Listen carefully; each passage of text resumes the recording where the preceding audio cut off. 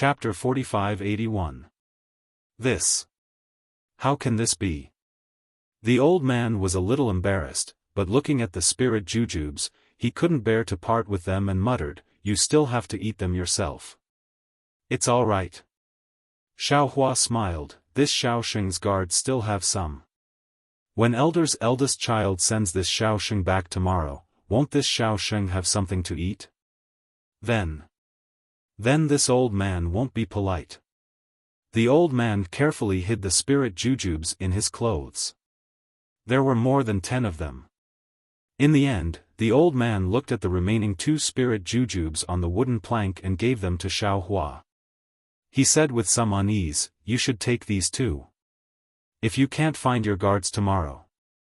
"Okay." Xiaohua didn't refuse and accepted the 2 spirit jujubes. He asked, "Elder, this Xiaosheng has actually heard of the Xiao country. Although this time I didn't come to the Xiao country specifically to travel, I still had the intention to take a look. After all, this is a paradise opened by a Tao sect cultivator. In this Xiaosheng's eyes, this is inconceivable. Elder, can you tell this Xiao country to this Xiaosheng first?" "Okay." The old man nodded and took out the tobacco from his waist. As he stuffed tobacco into the tobacco, he said, "Actually, this old man's original home wasn't here." Xiaohua sat cross-legged in the straw hut with a smile on his face as he listened to the old man's story. He then released his divine sense to check the Xiao country situation. It wouldn't have mattered if he didn't look, but when he looked, Xiaohua's brows furrowed slightly. But it was only a moment before Xiaohua smiled again. Because in his divine sense, not only did he see something he didn't like, he also saw Ao Sheng, Xiong Yi, and more than 10 Fortune Gate disciples.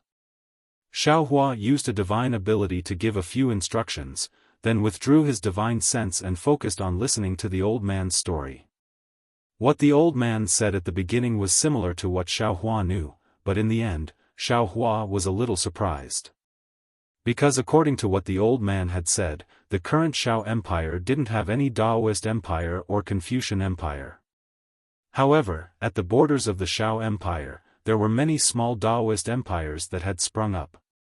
These Daoist empires were constantly encroaching on the borders of the Xiao Empire. In the past 40 years, many lands had already been incorporated into these Daoist empires. The farmers who were originally farming on these lands were either incorporated into the Daoist empires or forced to search for land in the Xiao Empire. Of course, there were even some who lost their homes again. "Humph, this Xiaohua." Xiaohua sneered and thought to himself, "There are only 2 origins of this Tao sects. One is the Grand Mist Ancestors' subordinates. They want to get a share of the Xiao country. However, these Tao sects are only a small part. The majority of them have other origins. They must be the disciples of the 100 schools of thought. They don't dare to openly defy the 4 great families. It's the orders of the sage of literature from the other families. Instead, they support some puppet Tao sects to do shady business." Sigh. In the end, the old man sighed. He looked into the distance and said, "The border of the Mo country is only a few hundred li away from our village. Perhaps it won't be long before our village is occupied by the Mo country. I heard that the king of the Mo country is very domineering. Anyone who joins the Mo country has to pay a heavy tax. Previously, there were many people who voluntarily joined the Mo country, but now they are regretting it. Some of them escaped. However, the land in the Xiao country already belongs to someone. When they return, it's inevitable that there will be some fighting. A few days ago, there was even a fight." "Old sir." Xiaohua nodded. He pointed at the place where his divine sense had swept and asked, "Previously, when this Xiaosheng came from there, I saw many people flying in the sky. They used spells to throw some huge rocks and soil into the paddy field. Is this the Mo country's way of seizing land? What a sin." When the old man heard this, he couldn't help but reveal a regretful expression. He said, the paddy field that was planted for half a year was destroyed just like that. How could they care about the lives of us farmers? Even if they want to occupy the land, they don't have to destroy the farmland. The rice that was about to be harvested was all gone in an instant. After saying this, the old man said, "Young man, you're right. This is just one of their methods of seizing land. If they destroy the farmland, we farmers will no longer be able to cultivate. Naturally, we will have to go elsewhere.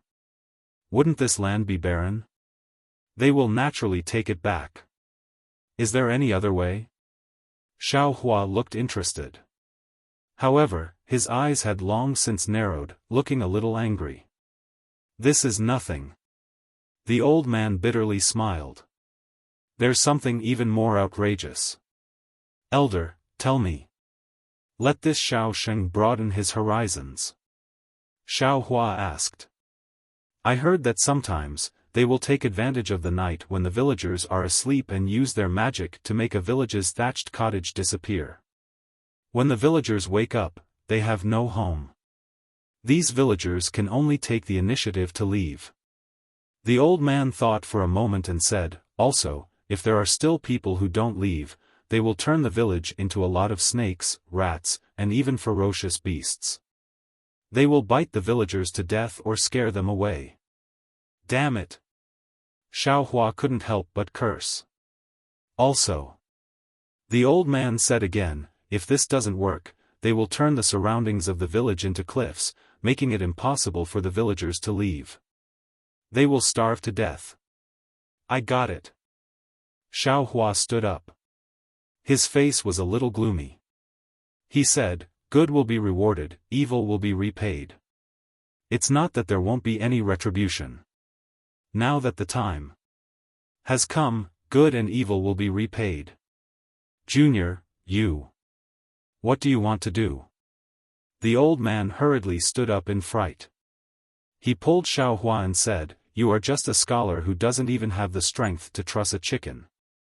Don't let your emotions affect your decisions. Don't worry. Elder." Xiao Hua smiled and patted the back of the old man's rough hand. He said, "Previously, it was this Xiao who didn't think it through. This Xiao's ability is limited.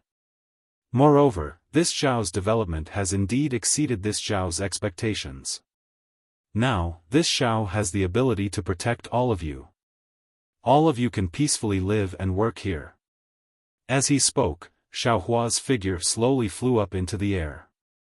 Bursts of lightning appeared around his body. As the thunder rumbled, the entire horizon was illuminated by golden light. Xiao country. Is Daoist Xiao country? It is also the Xiao country of a group of displaced commoners. No matter if it is the human race or the demon race, if they can peacefully live in my Xiao country, this Xiao will welcome them. However, if there are people who have ulterior motives and rely on their divine ability to bully the commoners, then they are going against this Xiao and making things difficult for this Xiao. I am Daoist Xiao. Today, I give the order. Evil. Evil will be repaid. Whoever dares to have any ideas about my Xiao country, tonight, will pay back tenfold." Xiao Hua used his divine ability. Every word and sentence was like thunder in the Xiao country. Whether it was the commoners, Confucian cultivators, or Daoist sects, they were all awakened. Daoist Xiao, Daoist Xiao. The old man in the straw hut seemed to have awakened from a dream. He couldn't help but fall to the ground and say with his head, "Daoist Xiao, the savior, you have finally come." Then, he was even more surprised. He jumped up and rushed to the village as if he had gone mad. He shouted, "I see Daoist Xiao, I see Daoist Xiao." Xiao Hua saw lights appear on the ground, like hearts that were awakening. He took out the Kunlun mirror. With a shake, tens of thousands of Shenhua continent's disciples flew out. Xiao Hua's divine sense swept out and pulled Ao Sheng and Xiong Yi, who were flying in the distance, over. Xiao Hua shouted sternly, "Where is Xiong Yi?" Disciple is here. Xiong hurriedly bowed. Master's previous instructions, have you investigated clearly? Xiaohua asked. Yes, Master knows. Xiong replied, Disciple has captured more than a dozen cultivators who were doing evil in the night. I have already found out a lot of information. These disciples are under your command. Xiaohua raised his hand and pointed at the army of tigers and wolves. He ordered, I'll give you 1 day's time to destroy all the countries around the Xiao country. Capture those evil monarchs back to the soaring Dragon Mountain range and interrogate them. You must find the mastermind behind the scenes and eliminate all evil. Yes, Disciple accepts the order. Xiong complied and led the tens of thousands of Fortune Gate disciples away. Master Xiao. Seeing that the Fortune Gate disciples had left, Ao Sheng respectfully asked, Do you need Disciple to do anything for Master Xiao? No need. Xiaohua looked at Ao Sheng and asked, What did you gain from the Star Moon Palace? The Star Moon Palace is wonderful beyond words. Ao Sheng couldn't help but smile when he heard this. He hurriedly replied, Disciple has gained a lot. Alright, there's no need to go into details. Xiaohua raised his hand to stop Ao Sheng from continuing. The Kunlun mirror in his hand vibrated, and a light beam overflowed. He said, This is just the beginning of your cultivation. The real test is coming next. Yes, Disciple understands. Ao Sheng nodded with anticipation in his eyes. When the light beam from the Kunlun mirror swept across, Xiaohua kept it into the space and asked Reverend Yun to give Ao Sheng a small part of the dragon crystal from the Supreme Dragon God, as well as some useful things that the Dragon Clan had obtained from the Star Moon Palace.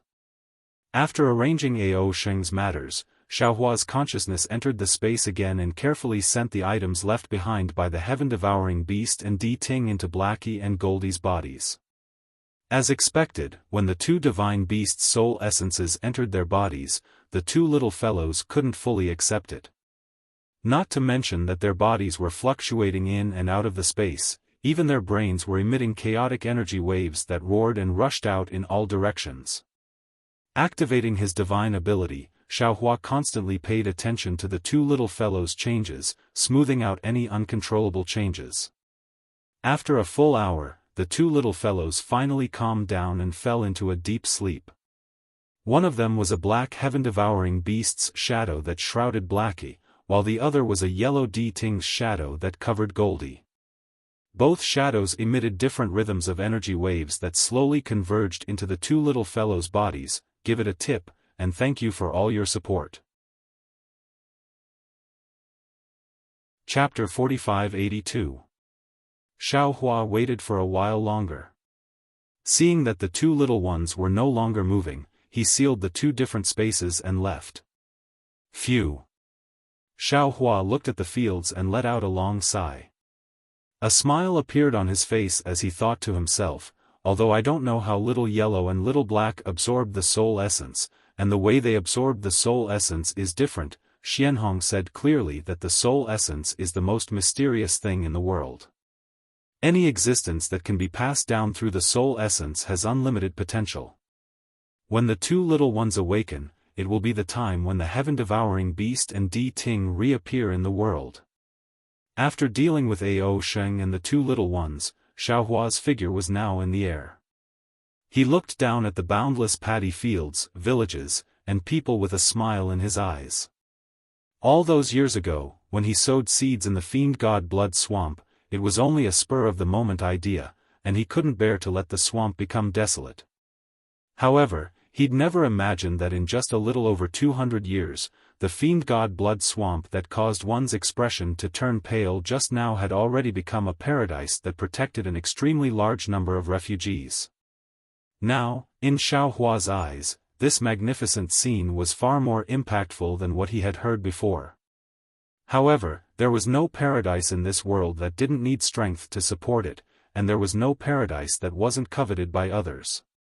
In just 50 years, the Xiao Empire that no one dared to probe before was now being probed by the Devil's Claws, even though Xiao Hua, who founded the Xiao Empire, was already a Mahayana stage human.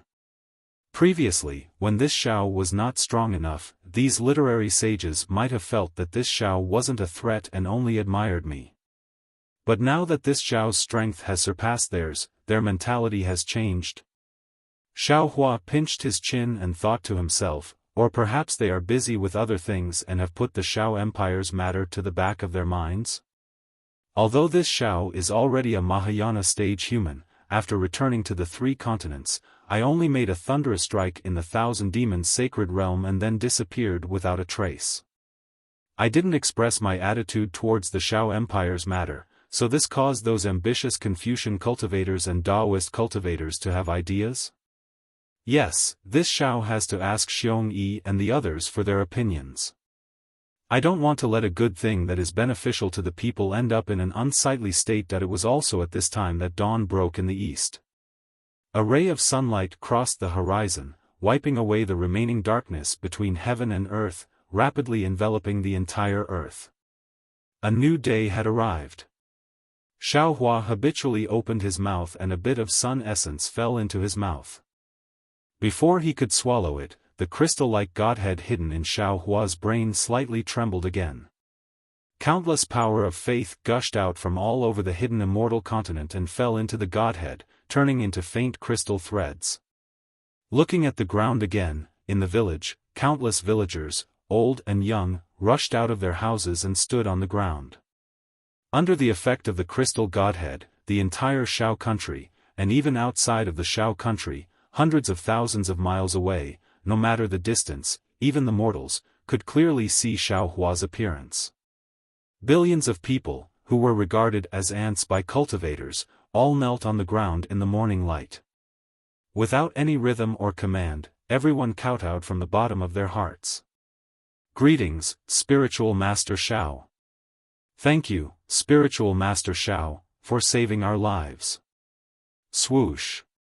Xiao Hua's eyes became blurry all of a sudden. His silent tears couldn't help but fall down. What he did was merely an unintentional action. Yet, in the eyes of these ordinary people, this unintentional action was even more important than the heavens. They couldn't help but place all their hopes on him. This kind of faith was not only a kind of opportunity, it was also a kind of heavy hope. Seeing them, Xiao Hua couldn't help but think of his own parents. He didn't know whether it was him who saved these villagers or these villagers who helped him. Xiao Hua had a lot of problems. His heart was soft, his ears were soft, he was indecisive, and sometimes he was even a little fussy. He liked to be a good person, but he had an advantage that others didn't often have, and that was gratitude. Even if he was an ant in the eyes of cultivators, as long as Xiao Hua had the slightest kindness, he would repay it with gusto. If it was someone else, seeing billions of villagers kneeling and kowtowing, they wouldn't be able to help but be high-spirited and full of vigor. But Xiao Hua's first thought was whether he was worthy of these villagers' worship, and whether he could do something for the villagers' faith to repay the benefits brought to him by their faith. Xiao Hua took a deep breath and raised his hand. Without using any magic power, he lifted the billions of villagers. Xiao Hua's voice reverberated within several thousand li radius, as if it was ringing in the villagers' hearts. Everyone, please rise. This Xiao was born in a farmer's family. Although this Xiao has cultivated for a long time, seeing you is like seeing this Xiao's parents, like seeing this Xiao's family. There are many goals in cultivation, either to defy the heavens with one's own strength, or to seek immortality by following the heavens. But this Xiao has always thought that these goals are too lofty. This Xiao's goal in cultivation is to live a peaceful life, and to use my strength to protect the world's people when they are in trouble. Since everyone believes in this Xiao and worships this Xiao, then this Xiao also swears that this Xiao will not let you down in this life, and my fortune gate will also not dare to let you down. Ka-cha-cha. Lightning rumbled within 10,000 li radius, and images of heavenly dragons, flying phoenixes, cheilants, and other illusory images appeared. Thousands of auspicious signs rushed out from the void, covering the entire Xiao country.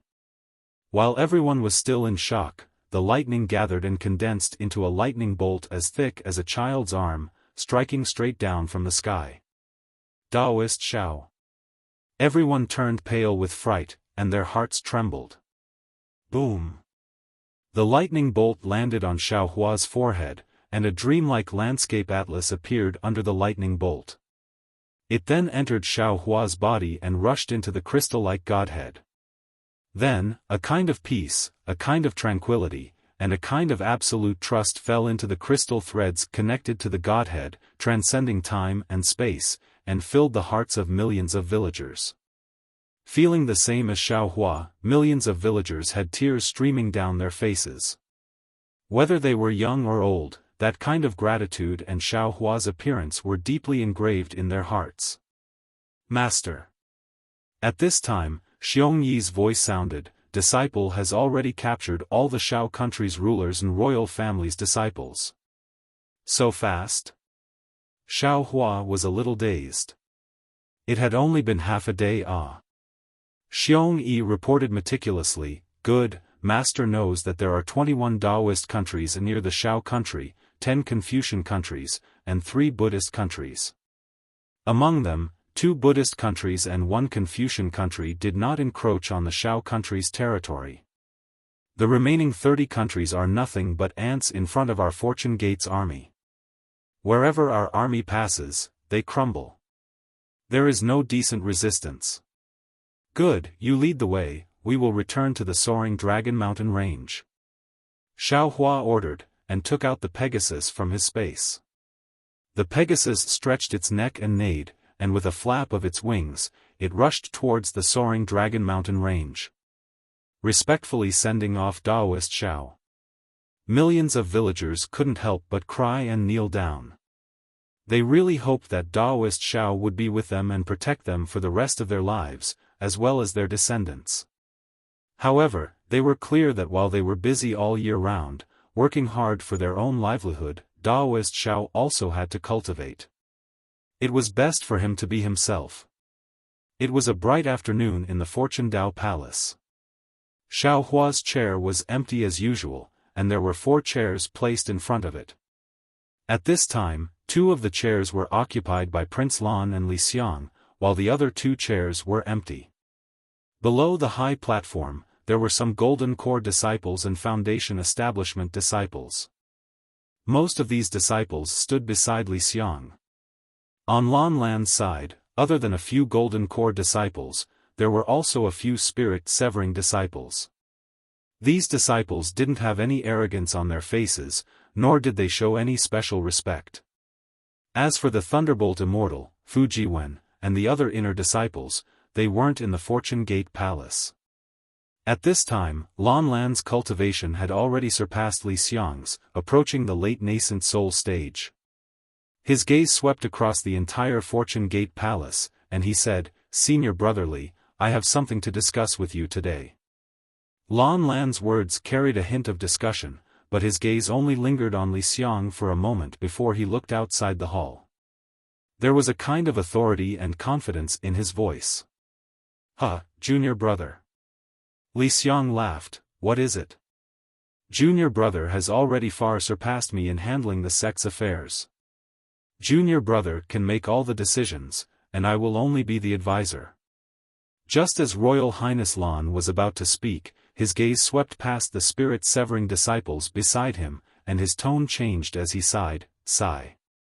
When senior brother mentioned planning, junior brother can easily recall the time when you, me, Xiong Yi, and junior brother Chang Yu racked our brains on how to develop the Fortune Gate. Sometimes, we even quarreled over some differences of opinion.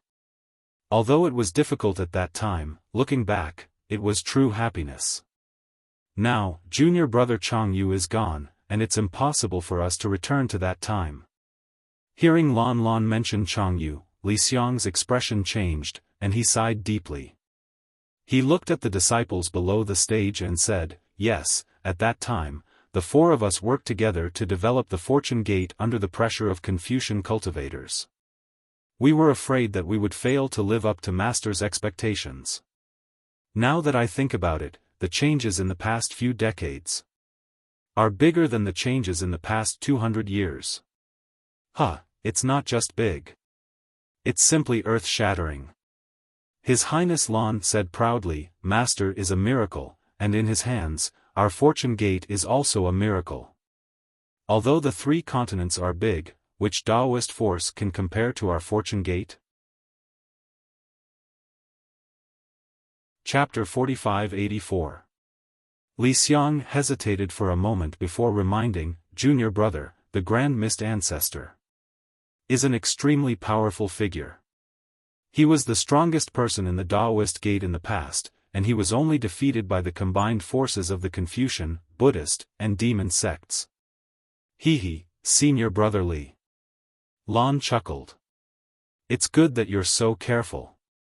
However, if you had seen Master's majestic appearance in the 1,000 demonic sacred grounds, and if you had seen my fortune gate's hundreds of thousands of soldiers flying across the 1,000 demonic sacred grounds, all the demonic beast clans would give way to them. You wouldn't be so cautious anymore. Moreover, Martial Uncle Lei Ting is guarding the soaring Dragon Mountain range. He's also a human Grand Ascension stage cultivator, and his methods aren't any weaker than Master's. That day, he was enraged and killed more than 10 Confucian saints. Even if it's the Grand Mist Ancestor, does he have such methods? Alright. Li Xiang nodded and replied, we're finally at the end of our suffering. This victory was obtained by sacrificing the lives of the Fortune Gate's disciples, so we must cherish it. Of course. Lan Huan said disapprovingly, how could Junior Brother not know? Oh, I wonder what Junior Brother wanted to discuss just now. Li Xiang pulled Lan Huan back to the topic and asked, why don't you tell me, and I'll give you some advice. Oh, it's like this. Lan Huan chuckled. A few days ago, Taoist Master Qing Su sent an envoy over to discuss the division of forces in the 9 prefectures. Li Xiang frowned when he heard Huang Xiaolong's words. Junior brother, since Master has already agreed to join forces with the Grand Mist Ancestor, you should do as Master says. But now, Fu Jiwen, Yu Zhongquan, Xian Songzi, and the other senior brothers have returned. Although they won't interfere with the Fortune Gate's affairs, I feel that it's better to discuss with them. After all, the division of forces in the 9 prefectures is too sensitive and important. Oh, if possible, it's best to ask Martial Uncle Lei Ting. Sigh, Senior Brother Li. Helplessness appeared on Prince Lan's face, but there was also a trace of pride in his helplessness. Martial Uncle Lei Ting, Fu Jiwen, and the other senior brothers don't care about the affairs of the sect. They have already said that as long as you and I discuss it, they will agree. This. Li Xiang hesitated for a moment before persuading Huang Xiaolong, Junior brother, elder brother has something that I've always wanted to tell Junior brother. Since we're talking about cooperating with the Grand Mist Ancestor, elder brother has to remind Junior brother. We don't know the Grand Mist Ancestor's strength, but our Fortune Gate's strength has been seen through by Taoist Qing Su and Venerable Lord Heaven Flipping Master. If they are sincere, why haven't they revealed their strength to us? This kind of cooperation didn't seem too appropriate. Moreover, the hidden immortal mainland is the world of Confucian cultivators. Although our Fortune Gate's strength is at its peak, compared to the 100 schools of Confucian cultivators, we are still lacking. The main reason why the Confucian cultivators haven't besieged our soaring Dragon Mountain range is because they don't want to be the first sacrifice. However, if our Fortune Gate and the Grand Mist Ancestors' plan is too big and cross their bottom line, we will provoke the Confucian, Buddhist, and demon race to join forces again. Then, it won't just be a disaster for our Fortune Gate, it will also bring disaster to Master. Therefore, elder brother thinks that Master has gone to the Star Moon Palace, right? Let's wait for him to return from the Star Moon Palace before we decide. It's better. What senior brother thinks is also what junior brother thinks. Prince Lan smiled and said, previously, junior brother asked Taoist Qing Su, and Taoist Qing Su didn't hide anything from him. He even told junior brother about the situation of the Dao Gates seniors who escaped from the Penglai immortal region. However, he isn't the Grand Mist Ancestor, so he doesn't know everything. But if you want the Grand Mist Ancestor to announce their forces, only Master and Martial Uncle Lei Ting have the qualifications to do so. Junior brother, you are representing our Fortune Gate and Master. Since the Grand Mist Ancestor isn't willing to reveal anything to you, it means that he doesn't have any sincerity. There's no point in doing this kind of unequal cooperation. Junior brother understands. However, it's rare for our Dao Gate to be in such a good situation. Junior brother has to do something for Master and the Dao Gate. While junior brother is arguing for what's right, I also want to take advantage of the fact that the Confucian sect hasn't gone all out to deal with our Dao Gate. I want to set up a trap and move away all the chess pieces that should be moved. This will build a good foundation for Master to take over in the future. Li Xiang heard Prince Lan's righteous words and could only nod his head and say, "Then, junior brother, please tell me about the plan you discussed with Daoist Qing Su." Prince Lan began to speak frankly and frankly. The more Li Xiang listened, the more his face changed. A feeling of fear and trepidation rose in his heart. Before Prince Lan could finish, Li Xiang hurriedly waved his hand and said, "Junior brother, this matter is too important. We can't make a decision. I feel that we have to explain this matter to Martial Uncle Lei Ting. If we don't have the confidence to control this plan, then our Fortune Gate will be used as a tool." Prince Lan raised his eyebrows and laughed. "Of course our Fortune Gate has the ability to control. That iron army of hundreds of thousands is rare in this world. Which Confucian sect family dares to go against our Fortune Gate? Junior brother, is there anything else?" Li Xiang saw that Prince Lan was in high spirits and knew that it wasn't easy to persuade him. He changed the topic and said, "Let's discuss other things first. Let senior brother think about this matter." "All right." His Highness Lan helplessly agreed. He was somewhat resentful of this unambitious senior brother of his. However, when he thought about how Li Xiang couldn't even manage the small Daoist kingdom well back then, he could only blame his bad luck for not being able to do something earth-shattering before Xiao Hua returned to the soaring Dragon Mountain range. The second matter is about the disciple recruitment. His Highness Lan's tone had lost its fervor, and his interest waned as he said, "Although the mysterious yellow token has stopped attacking our soaring Dragon Mountain range, little brother feels that there will still be mysterious yellow tokens in the Yu province and the other 8 provinces. This is very disadvantageous for our Fortune Gate's recruitment. Junior brother wants senior brother Yufang to bring some low-level disciples to other parts of the hidden immortal mainland to recruit disciples." Li Xiang didn't think much of it and nodded. "Recruiting disciples has always been our Fortune Gate's #1 priority. Senior brother Yufang will also bring Qin Xiaoyao and the other disciples. After all, senior brother Yufang is not familiar with the hidden immortal mainland. Qin Xiaoyao and the other disciples have more experience." "Oh, junior brother has already told senior brother Yufang about this. This year, Qin Xiaoyao and the other disciples will not be allowed to leave the mountain for the time being." Prince Lan smiled and said, "After all, the outside world is much more dangerous than before." Li Xiang was stunned for a moment, and he raised his head to look at Yufang, who was neither arrogant nor humble. A bitter smile appeared on his face. Yufang was a spirit-severing disciple, and he had followed Prince Lan back from the Thousand Demons' sacred grounds. Normally, Yufang and the other disciples would be guarding the Fortune Dao Palace and listen to Prince Lan's and Li Xiang's orders. But in reality, Yufang and the other disciples only listened to Prince Lan's orders and turned a deaf ear to Li Xiang's orders. Therefore, Prince Lan used Yufang as an excuse, and Li Xiang couldn't do anything about it. Although Li Xiang had a trace of suspicion in his heart, and felt that Prince Lan was taking advantage of the disciple recruitment to expand his strength, he didn't have any evidence against him, and he didn't want to think in that direction. "All right, Since Junior Brother has already made up his mind, then we'll do as Junior Brother says. Li Xiang smiled. We're all working hard for the development of the Fortune Dao Palace. Senior Brother is willing to support you unconditionally. In that case, many thanks to Senior Brother. Prince Lan smiled proudly, and then looked at the Fortune Dao Palace in high spirits. In the past 50 years, he had made decisions in the Fortune Dao Palace more than once, and he was already used to the feeling of being able to act freely. Disciples.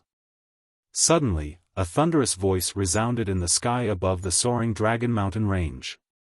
Daoist Xiao is back. Open the mountain protecting Grand Array and line up to welcome him. Mas. Master is back? When Li Xiang heard the lightning Daoist's voice, he immediately jumped up from his seat and exclaimed in disbelief, He's finally back. Prince Lan was also shocked for no reason. When he came back to his senses, he looked at the jubilant atmosphere in the Fortune Dao Palace, and he felt as if he had been pushed down from the clouds into the abyss. His face was filled with ecstasy as he shouted, Yes, yes. Master is finally back. Senior Brotherly, let's hurry up and welcome him. Yu Province was far away from Gun Province, but with Xiao Hua's lightning escape, it seemed closer. Before the soaring Dragon Mountain range appeared in Xiao Hua's divine sense, the lightning Daoist's voice sounded in his mind again. Fellow Daoist, you're finally back. What did you gain from the Star Moon Palace? Why don't you guess? Xiao Hua was also happy, and he replied in his mind with a smile. TCH, is there a need to guess? The lightning Daoist said disdainfully. Fellow Daoist, you didn't even let go of a copper coin. This Star Moon Palace must have been completely plundered by you, right? Fellow Daoist, you're wrong this time. Xiao Hua smiled and told the lightning Daoist about what he and the others had seen in the Star Moon Palace. The lightning Daoist sighed in pity. Damn it, it can't be, this Star Moon Palace is actually a place where the gods discuss the laws? It's not an ancient ruin at all. I didn't go, it's a huge loss. Don't worry. Daoist Wu took advantage of the opportunity and said, Fellow Daoist Tiandao and fellow Daoist Karma are also listening. We've borrowed a lot from them. When you return to the space, just listen to their teachings. Fellow Daoist Xiao has also left the corresponding elixir for you. Swoosh. When he heard about the elixir, the lightning Daoist couldn't help but instantly enter the space. When he came out, he shamelessly reached out and asked Xiao Hua for it. Give it a tip, and thank you for all your support. Chapter 4585. Xiao Hua had no choice but to follow the Thunderclap Immortal into the space and take out the thing he had obtained earlier. As expected, the Thunderclap Immortal's eyes lit up when he saw the bamboo joint that condensed the long river. He raised his hand almost without hesitation and took the bamboo joint in his hand. After he released his spirit sense, he looked at it carefully for a while and said with a smile, There is a long river sealed in this thing. The aura of this long river is not from an ordinary realm. If I'm not mistaken, it has something to do with the wisp of purple gas that I obtained earlier. I will refine this bamboo joint and the aura of the long river will be integrated into my body. It will be similar to the effect of fellow Taoist taking the clear feather pill. Many thanks fellow Daoist. The Thunderbolt Immortal spat out lightning from his mouth and swallowed the bamboo joint. A clear stream gushed out from the top of the Thunderbolt Immortal's head like a fountain. It then turned around and fell down. As the clear stream flickered, an indescribable fluctuation merged with the Thunderbolt Immortal's body. Eyes going to meditate. The Thunderbolt Immortal's face lit up as he said, In these 50 years, I have put in a lot of effort. It's time for I to rest. The Thunderbolt Immortal sat down cross-legged in the space and started refining the bamboo joint with all his might. Fellow Daoist has worked hard. Xiaohua cupped his fist and said, "Leave the rest to I." Xiaohua thought of something and asked, "How is His Highness Lan doing these days?" The Thunderbolt Immortal naturally didn't answer Xiaohua's question. He passed the information he knew to Xiaohua and ignored him. Xiaohua's face turned gloomy when he received the Thunderbolt Immortal's information. If he didn't know His Highness Lan's thoughts, he might have thought that His Highness Lan was selfish and wanted to expand his strength. However, if he knew His Highness Lan's thoughts, then His Highness Lan's actions were really thought-provoking. Alright. Xiaohua instantly thought of the scene when he had seen the Grand Mist Ancestor in the illusion when he had left the Star Moon Palace. A sharp glint flashed across his eyes and he said coldly, "People often say that a mountain cannot hold two tigers. This Xiao believed it before, but now I'm afraid it's true. Since it's like this, Grand Mist Ancestor, bring it on. This Xiao doesn't mind playing with you. Who doesn't know how to cast a long line to catch a big fish?" Now that he had a plan, Xiaohua unleashed his powerful Mahayana stage aura, and the entire sky began to churn. Several huge tornadoes gathered in the sky like holes, stirring up the originally clear sky. Bursts of thunderous rumble spread out in all directions as Xiaohua flew toward the soaring Dragon Mountain Range and the Yu province faster than the wind. There was no need to wait for the soaring Dragon Mountain Range. Boom, boom, boom. Several hundred thunderous booms resounded from the soaring Dragon Mountain Range. Countless lightning bolts shot up into the sky, shaking the earth. Two giant lightning boats, several 100,000 Fortune Gate's iron army, and millions of Fortune Gate's low-level disciples emerged from the soaring Dragon Mountain Range to welcome them. They spread out over 1,000 li in the sky. Xiaohua usually didn't like etiquette, but seeing his own disciples' imposing manner, he was also happy in his heart. How could he blame him? His figure blurred, and he teleported in front of everyone. Before he could say anything, Fu Jiwen and the other disciples led them to kneel on the ground and shouted, "Disciples respectfully welcome Taoist back to the sect." "Good, you've all worked hard." Xiaohua's eyes flashed like lightning as he looked around. Even though all the disciples were kneeling, they could clearly feel Xiaohua's gaze on them. They couldn't help but feel excited, and they couldn't help but reply, "Disciples didn't work hard. Wait here, and follow this old man back to the Fortune Dao Palace. This old man will reward you according to your contributions." Xiaohua smiled as he raised his hand. He didn't use any divine ability. None of the disciples dared to disobey. They stood up and replied in unison, "Disciples obey, thank you Taoist." As Xiaohua flew up, Fu Jiwen and the other disciples of the Fortune Gate, as well as the disciples of the soaring Dragon Mountain Range led by Li Xiang and Fu Jiwen, returned to the Fortune Dao Palace in an orderly manner.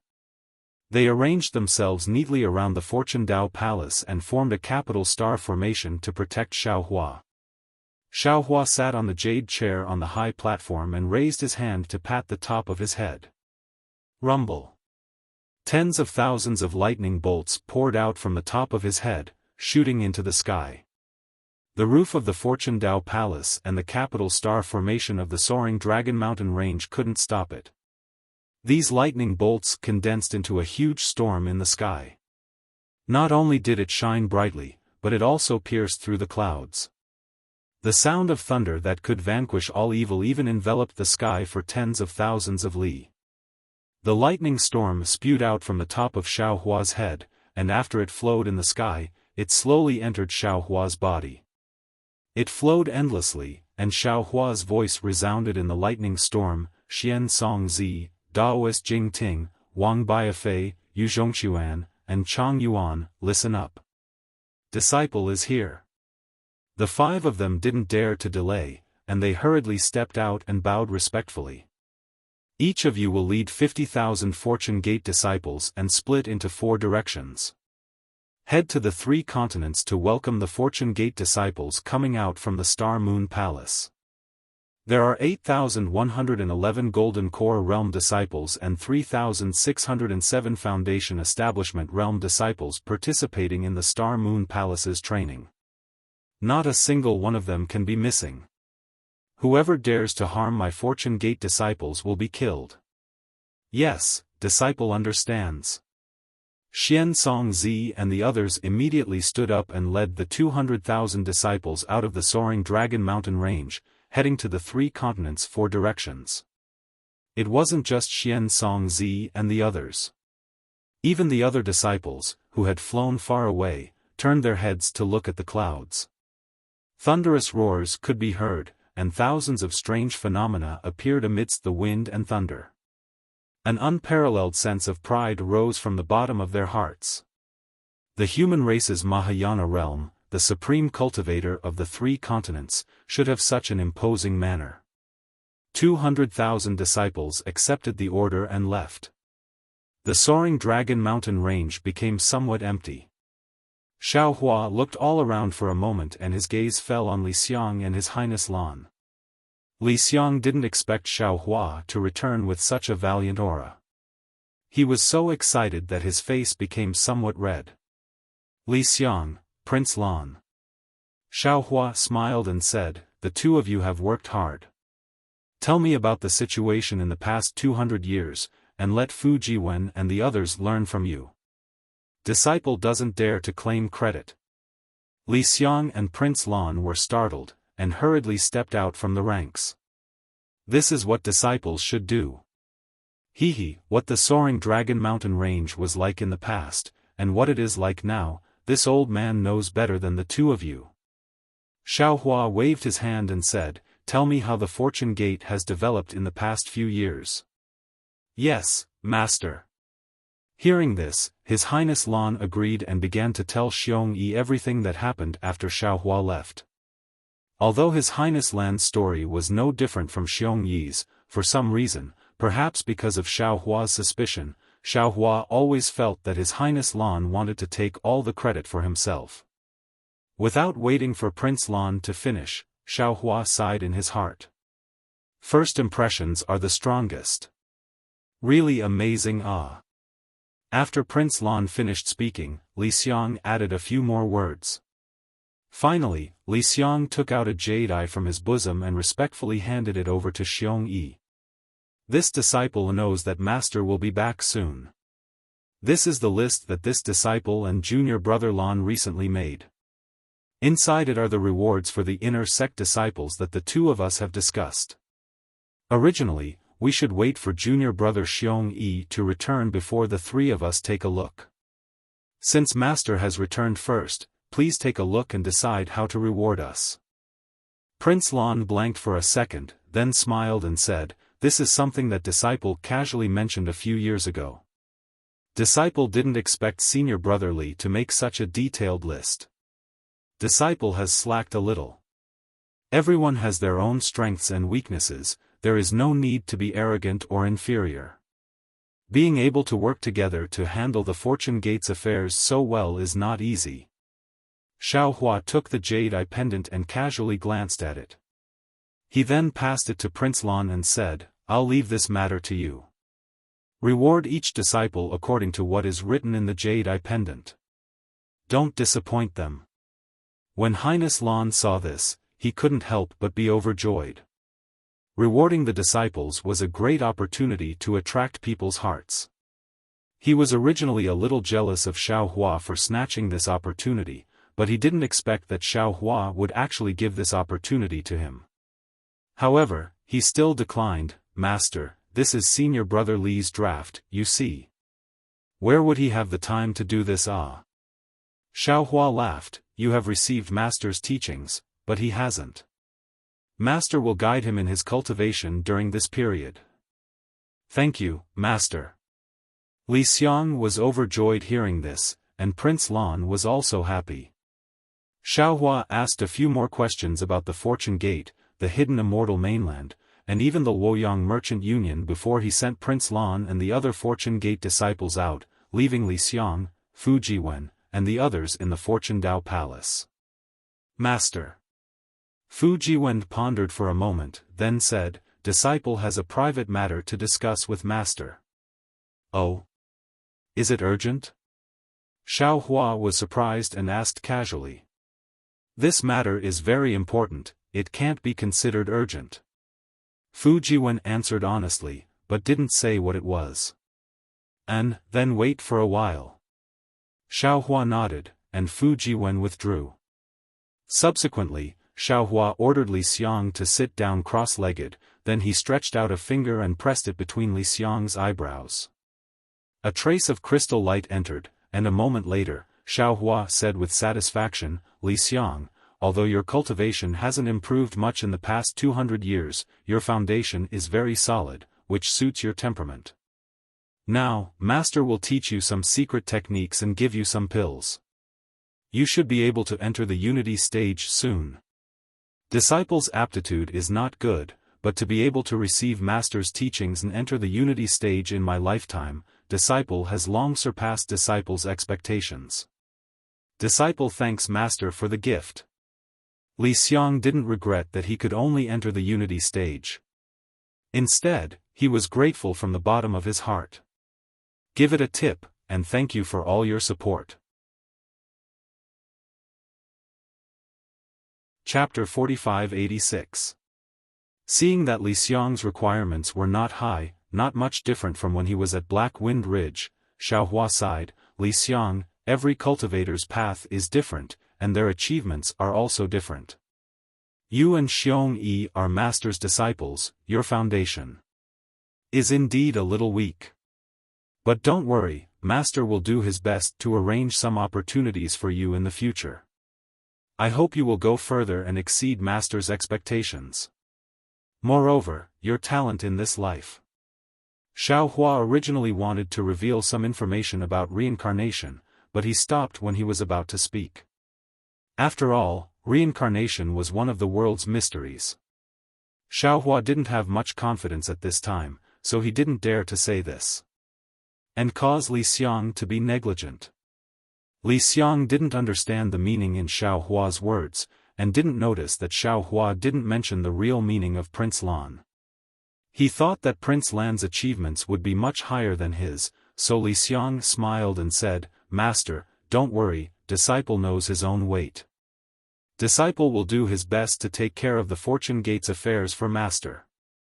"Good." Xiao Hua gave Li Xiang a cultivation technique and medicinal pills, then took out the Kunlun mirror and said, "During this time, you can cultivate in the Kunlun paradise." "Thank you, Master."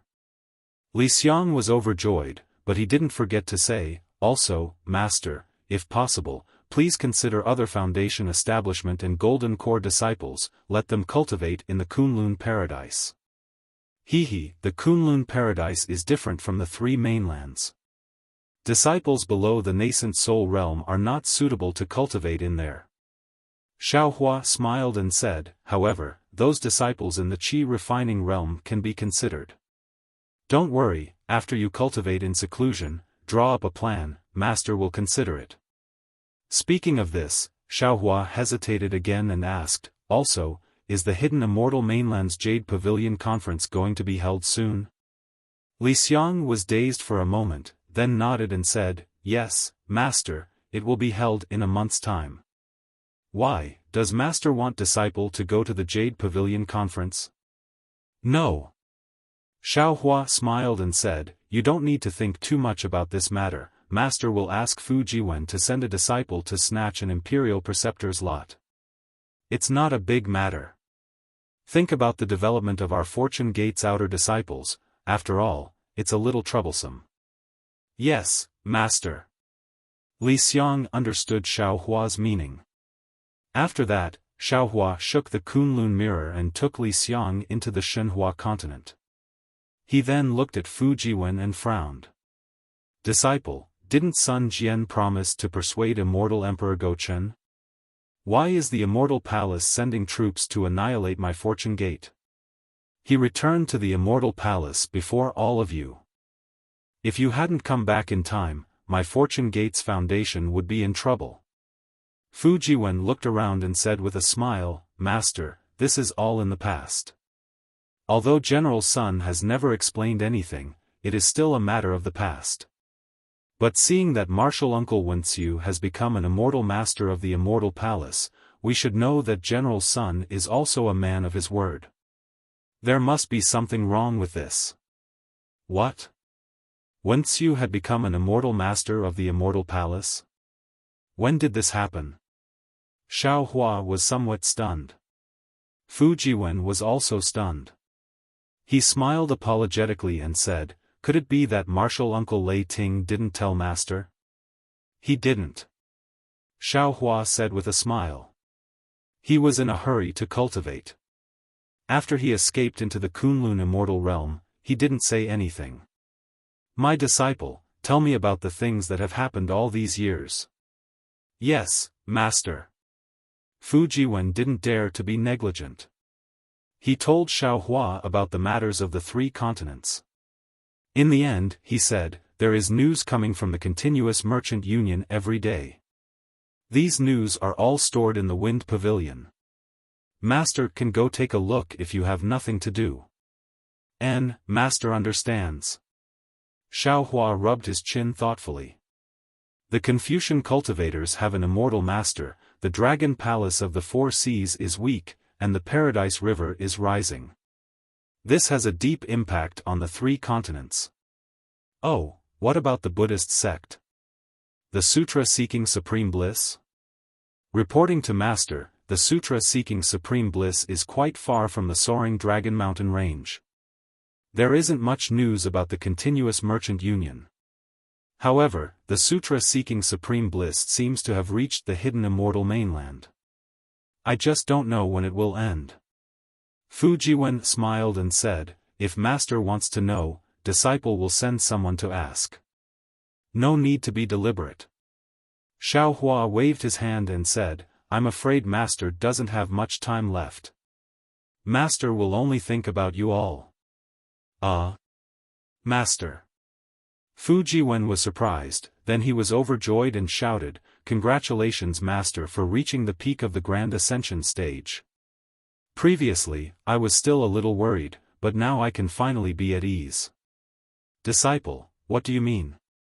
Xiao Hua recalled what Fu Jiwen had said earlier, and a bad feeling arose in his heart. He asked curiously, Master's cultivation. Could it be that it has something to do with the important matter you mentioned? Yes, Master. Fu Jiwen thought for a while and said, Immortal Emperor Go Chen's 9th princess, Princess Xin, lost half of the Immortal Palace's Heaven's Heart and couldn't take out the Heaven's Heart during the Heaven's Selection Conference. In a fit of rage, Immortal Emperor Go Chen imprisoned her in the Heaven's Punishment Prison Crystal and banished her to the lower realm. It's been nearly 300 years since then. What? Xin was imprisoned in the Heaven's Punishment Prison Crystal? You. Who did you hear that from? When Xiao Hua heard this, his complexion unconsciously changed. He stood up from the jade chair in shock. The originally calm thunderstorm suddenly erupted like a gigantic thunder sword that directly slashed into the blue dome of heaven. Tens of thousands of li to the left of the thunderstorm, the silent thunderstorm crazily expanded, swallowing countless clouds and shattering them into pieces. Fu Jiwen only felt as if the entire world was collapsing. Countless stars dimmed, countless clouds rose and fell. His entire soul and body were like a falling leaf, rapidly spinning without landing. Master, it's Bai, and who said it? Fu Jiwen couldn't breathe, he struggled with all his might, barely spitting out a few words from his mouth. Immediately after, Xiao Hua made an N sound. As if the heavens and earth were splitting apart, the space around Fu Jiwen had light and darkness, the energy of heaven and earth, and the freedom of rebirth. Fu Jiwen looked at his master in shock. It had only been 50 years since they last met, and he was even more unable to understand his master's realm. The feeling of being a drop in the ocean involuntarily, slowly emerged along with the sweat on his back. Xiao Hua's figure was like a mountain, standing there steadily. His mood was like the thunderstorm in the sky, crazily swaying, unruly sweeping across the horizon. Towards Princess Xian, there was no need to mention the hardships of experiencing life and death together in the profound water palace, there was no need to mention the dreamlike sweetness in the illusory array, there was no need to mention the sorrowful bitterness when the 3 cups of fate ended. Just the tacit understanding between the thumb and the hand that held her hand, and the kiss between life and death in the profound water palace were enough for Xiaohua to plant the seed of love in his heart for Xian. Xiaohua had the cultivation of a Buddhist sect, but he wasn't a Buddha. Xiaohua was a cultivator, but he wasn't an immortal. Even immortals had the love of Suji and Xingyue, so how could Xiaohua not find new feelings after leaving fairy Hongxia for hundreds of thousands of years? Not to mention the hazy feelings between Xiaohua and Princess Xian, it had already become a seed that was growing strong. Xiaohua knew that Princess Xian's heavenly heart was so important that she was willing to be imprisoned in the heaven's punishment prison crystal for him. Xiaohua couldn't help but be moved. There was a kind of love called concealment. There was also a kind of love called sacrifice. There was also a kind of love called completion. Xiaohua also wanted to tell Xian that there was a kind of love called commitment. Xiaohua steadied his mind, and his gaze swept across Fu Jiwen's body like stars. He sat down again and asked in a low voice, "When did Bai An send the message?" "Master, it's like this." Fu Jiwen took a deep breath and told Xiaohua about 10 years ago when Bai An was banished from the Immortal Palace and was stranded near the soaring Dragon Mountain Range. He was discovered by a Fortune Gate disciple and brought into the Fortune Dao Palace. In the end, Fu Jiwen hesitated for a moment and said in a low voice, "In addition, Bai An also said." Seeing Fu Jiwen's hesitation, Xiaohua couldn't help but frown. His heart trembled even more, and he asked, "What's wrong? Is there any more bad news?" Fu Jiwen shook his head and replied, "It's not particularly bad news, but the Nangong family seems to have the intention of looting a burning house. They want to take advantage of this opportunity to propose marriage to the Immortal Palace. Their intentions are punishable by death." Xiaohua's eyes narrowed, and a chill appeared on his face. Even someone as strong as Fu Jiwen felt as if snow was falling under the moon. However, until now, the Continuous Merchant Union has not received any news about the marriage between the Nangong family and the Immortal Palace. Fu Jiwen hurriedly said. "Continuous Merchant Union?" Xiaohua sneered and looked outside the Fortune Dao Palace. He said in a rather lonely voice, "After arriving at the Star Moon Palace, Master found out that the Continuous Merchant Union is just a child. It's too difficult for them to get any news from the Immortal Palace." "Indeed." Fu Jiwen nodded. After Disciple received the news, Disciple discussed with Bai An and hurriedly sent the news of the new princess being banished to the lower realm and the Nangong family to the Continuous Merchant Union. The Continuous Merchant Union also spent a lot of money to search, but Disciple has not found any valuable information. Origin stones are not omnipotent. There are some things that cannot be exchanged with origin stones. Xiaohua said indifferently. The secrets of the Immortal Palace and the 4 great families have been hidden on the hidden Immortal Continent for who knows how many years. It is not something that our Fortune Gate can compare to. Speaking of this, Xiaohua pondered for a moment and said to Fu Jiwen, "Summon Bai An and tell Master the results of your discussions over the years." "Yes, Master." Fu Jiwen flew out of the Fortune Dao Palace. As for Xiaohua, he was sitting on a jade chair, his fingers trembling in the air. He seemed to be forming hand seals, but also seemed to be writing some green seal text. His eyebrows furrowed even tighter. After a short while, Bai An followed Fu Jiwen to the Fortune Dao Palace. When Xiaohua returned to the soaring Dragon Mountain Range and released the thunderstorm from the top of the Fortune Dao Palace, Bai An had already sensed it. She was shocked. After meeting Xiaohua, she had already told Fu Jiwen to cultivate with Xiaohua. Moreover, after being banished to the soaring Dragon Mountain range, she had been secretly delighted to see Fu Jiwen's cultivation. She knew that her prediction was right, but when she saw Xiao Hua's grand ascension stage aura again, she still found it hard to calm down. She really did not dare to imagine that in just a few hundred years, Xiao Hua could actually stand side by side with Emperor Go Chen and become the supreme cultivator of the human race on the 3 continents. Moreover, she was also shocked by the East Sea Empress scheme. Chapter 4587. When Bayan entered the Fortune Dao Palace, she glanced around and saw that Xiao Hua was the only one sitting in the main hall.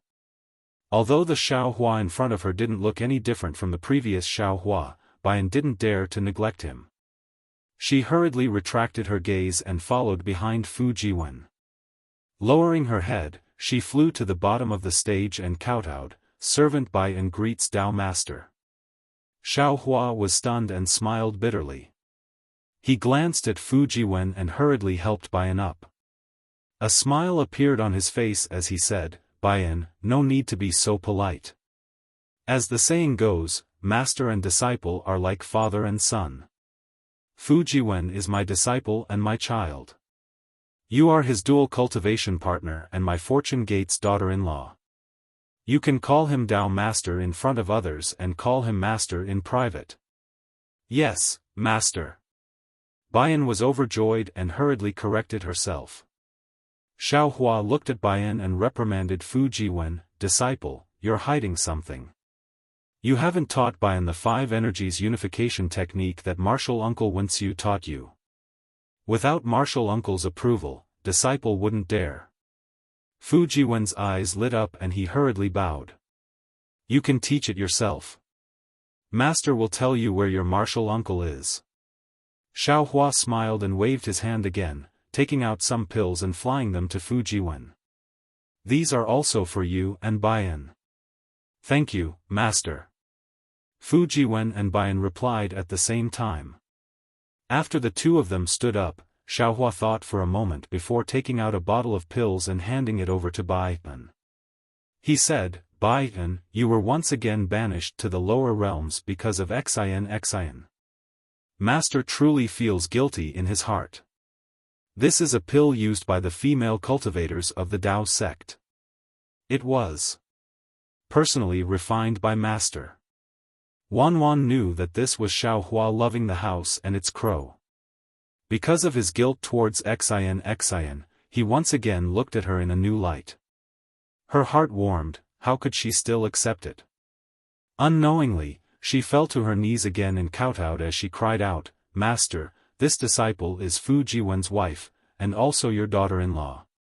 Right now, our family still lacks a princess.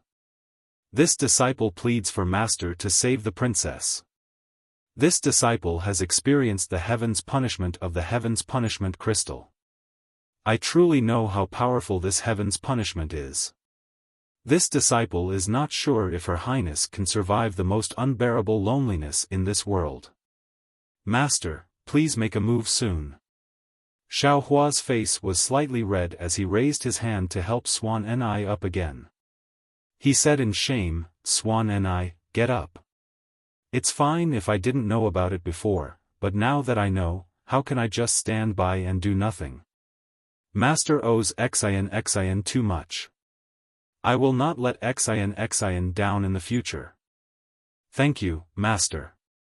Momo's previous words were actually somewhat threatening Xiao Hua, but seeing that Xiao Hua didn't care, her heart relaxed, and she was also happy for the new princess. Xiao Hua pointed at the jade bottle, and the pill fell into Bayan's hand. Bayan didn't say anything else, and carefully put it away. "Bayan, tell me the origin of this matter, as well as the result of your discussion with Jiwen." Xiao Hua asked again. "Yes, Master."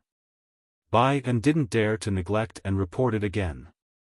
But this time, what Bayan said was different from what Fu Jiwen said. Bayan said more about the new princess's longing for Xiao Hua in the immortal palace, as well as the many other princesses' schemes against the new princess. She even spoke about the Heaven's Choice Assembly in detail. And when she talked about the 3 cups of fate, Baian's face was full of tears. Master, actually before I left, this disciple felt that there was something wrong with the princess. It was as if she was going to say goodbye to Master forever. At that time, this disciple even advised Her Highness that although the other half of the Heaven's heart was lost, with the full power of the immortal palace, although the 3 continents were big, it was not impossible to find it again. After finding it, it wouldn't be too late to meet Master again. There was no need to meet Master before the punishment. But Her Highness just smiled and didn't answer, only facing the bronze mirror.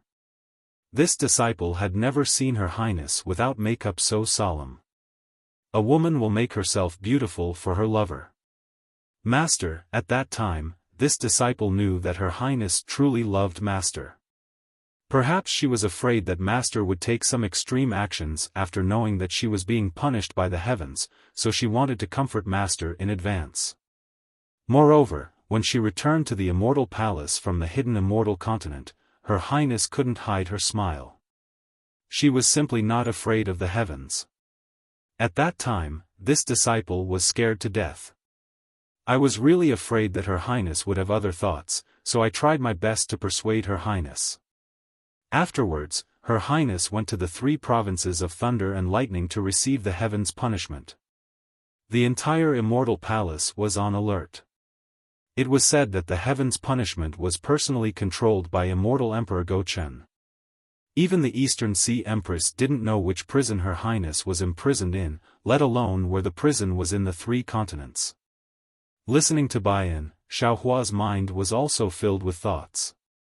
Obviously, Princess Xian didn't tell anyone about the whereabouts of the half-heaven's heart. Even at this time, Baian didn't know that the immortal palace had already gathered the 5 qi unification method. Of course, Wen Chu was also one of the Fortune Gate's secrets. Without Xiaohua's approval, Fu Jiwen didn't dare to casually tell Baian about Wen Chu. Xiaohua was just a little confused. Since Sun Jian had already returned to the immortal palace and Wen Chu had offered the 5 qi unification method to the immortal palace, immortal Emperor Gochen probably already knew that Xian's half-heaven's heart had fallen into Xiaohua's hands. In particular, with the 5 qi unification method, that half-heaven's heart had already lost its effect. Immortal Emperor Gochen imprisoning Xian no longer had any meaning. Xiaohua didn't know why immortal Emperor Gochen didn't pardon Xian. Baian was very obedient and didn't say much about the Nangong family's marriage proposal. He only said one sentence before continuing, "When this disciple woke up from the coma and saw that I was in a strange place, I couldn't help but feel a little nervous. However, after this disciple checked my cultivation, I discovered that my cultivation wasn't crippled like the other immortal palace disciples who were banished to the lower realm." This disciple was overjoyed and thought that Empress Dowager was being lenient. However, when this disciple met a Fortune Gate disciple and found out that this was the Soaring Dragon Mountain Range, this disciple suddenly realized. This was clearly Empress Dowager wanting this disciple to deliver a letter to Master. Therefore, this disciple hurriedly went to the mountain gate to look for young Master Fu, but the hateful thing was. Fu Jiwen coughed and said, "Baian, pick the main point." "It's fine." Xiaohua smiled and said, "Baian, just say it." "Actually, it's nothing much." Baian smiled and said, "The Soaring Dragon Mountain Range's Fortune Gate disciple was different from what this disciple had imagined. The disciple guarding the array was actually a little arrogant and insisted that this disciple take out their palace masterland's handwritten order before they were willing to let this disciple pass. Oh, even a 4th grade Essence Force master like you is so arrogant." Xiaohua wasn't surprised and asked with a smile. "That's right." Baian answered, "At that time, the Fortune Gate disciples had just killed several dozen Wen sages and were full of arrogance. This disciple, a 4th grade Essence Force master, was not in their eyes at all." "And then?" Xiaohua nodded, acknowledging Baian's complaint and asked again. This disciple has plenty of ways to deal with this kind of disciple. Bayan answered, I gave them some benefits and said some threats. I also reported the names of Lu Yi, Wang Bianfei, and the others that young Master Fu had mentioned to this disciple earlier. Coincidentally, Wang Bianfei was inside the mountain gate, and after reporting, this disciple naturally entered the fortune gate. What did you discuss with Jiwen? Xiaohua closed his eyes, and his expression was indifferent as he asked. Bayan glanced at Fu Jiwen and signaled him with his eyes, indicating that this was the time for Fu Jiwen to perform. Fu Jiwen helplessly shook his head and said, Master, this disciple and Bayan have discussed and felt that there are two difficulties in rescuing Her Highness. The first difficulty is to find the Heaven's Punishment Prison Crystal, and the second difficulty is to find a place with innate restrictions and destroy the Heaven's Punishment Prison Crystal. The second one is considered the easiest, and the first one is the most difficult. Because even the East Sea Empress doesn't know where the Heaven's Punishment Prison Crystal is, I'm afraid that in the entire Immortal Palace, only the 3 lightning provinces have records of this. Therefore, if Master wants to rescue Her Royal Highness, he must first enter the 3 provinces of Leitang. Bayan said that the 3 provinces of Leitang are in charge of punishment and are heavily guarded. It is impossible for ordinary people to get close. However, Her Royal Highness is very familiar with the 3 provinces of Leitang. Old man Sun Yu is an important minister in the 3 provinces of Leitang. If Master can meet Sun Yu, he may be able to get some information. But if Master wants to enter the 3 lightning provinces, you must first enter the Immortal Palace. But, where is the Immortal Palace? Bayan doesn't know, and Gusu Chudi probably doesn't know either. Ordinary scholarly families also don't know. If you want to find the way to the Immortal Palace, you can either go through the 4 families, Sun Jian, or the Star-Picking Tower. Of course, I didn't think that Martial Ant Wenxiu would enter the Wenxiu Palace of Literature. If Martial Ant Wenxiu can cooperate from the inside, it shouldn't be too difficult for Master to enter the Immortal Palace. After passing the most difficult stage, Master just needs to find out where Her Highness Heaven's Punishment Prison Crystal is in the 3 lightning provinces. And here, General Sun Yu should be able to help. Hearing this, Xiaohua shook his head and said, since the East Sea Empress can't find out, how can Sun Jian find out? Master, you don't know. Bayan smiled and said, the East Sea Empress doesn't know how to find out, but she can't. The Empress is the mother of the world, and she has to be a role model for all the women in the world. She also has to treat the 9 princesses fairly, so she can't find out. And General Sun. At this point, Bayan suddenly realized something and said curiously, Master, the Sun Jian that Master is talking about can't be perfected Lord Qingyuan of the Sun Palace? He's still alive. Xiaohua didn't hide it from Bayan, didn't I say just now? He has already returned to the Immortal Palace. Oh, I understand. Bayan stuck out her tongue and immediately thought of Sun Cho, who had gone to the Hall of Fragrance. She knew why the East Sea Empress had asked her to send a letter to Xiaohua. It must be because Sun Jian had revealed Xiaohua's strength. Then, Bayan said confidently, before I was demoted, perfected Lord Qingyuan was in the Hall of Fragrance. But he was called Sun Cho at that time, and he was also in charge of the Sun Palace. I think the East Sea Empress called him to the Hall of Fragrance to find out where Her Highness is. On the other hand, the Empress sent me to the lower realm to send a letter to Master. This way, we can work together from the inside, donate, and thank you for all your support. Chapter 4588. N. Xiaohua nodded and smiled.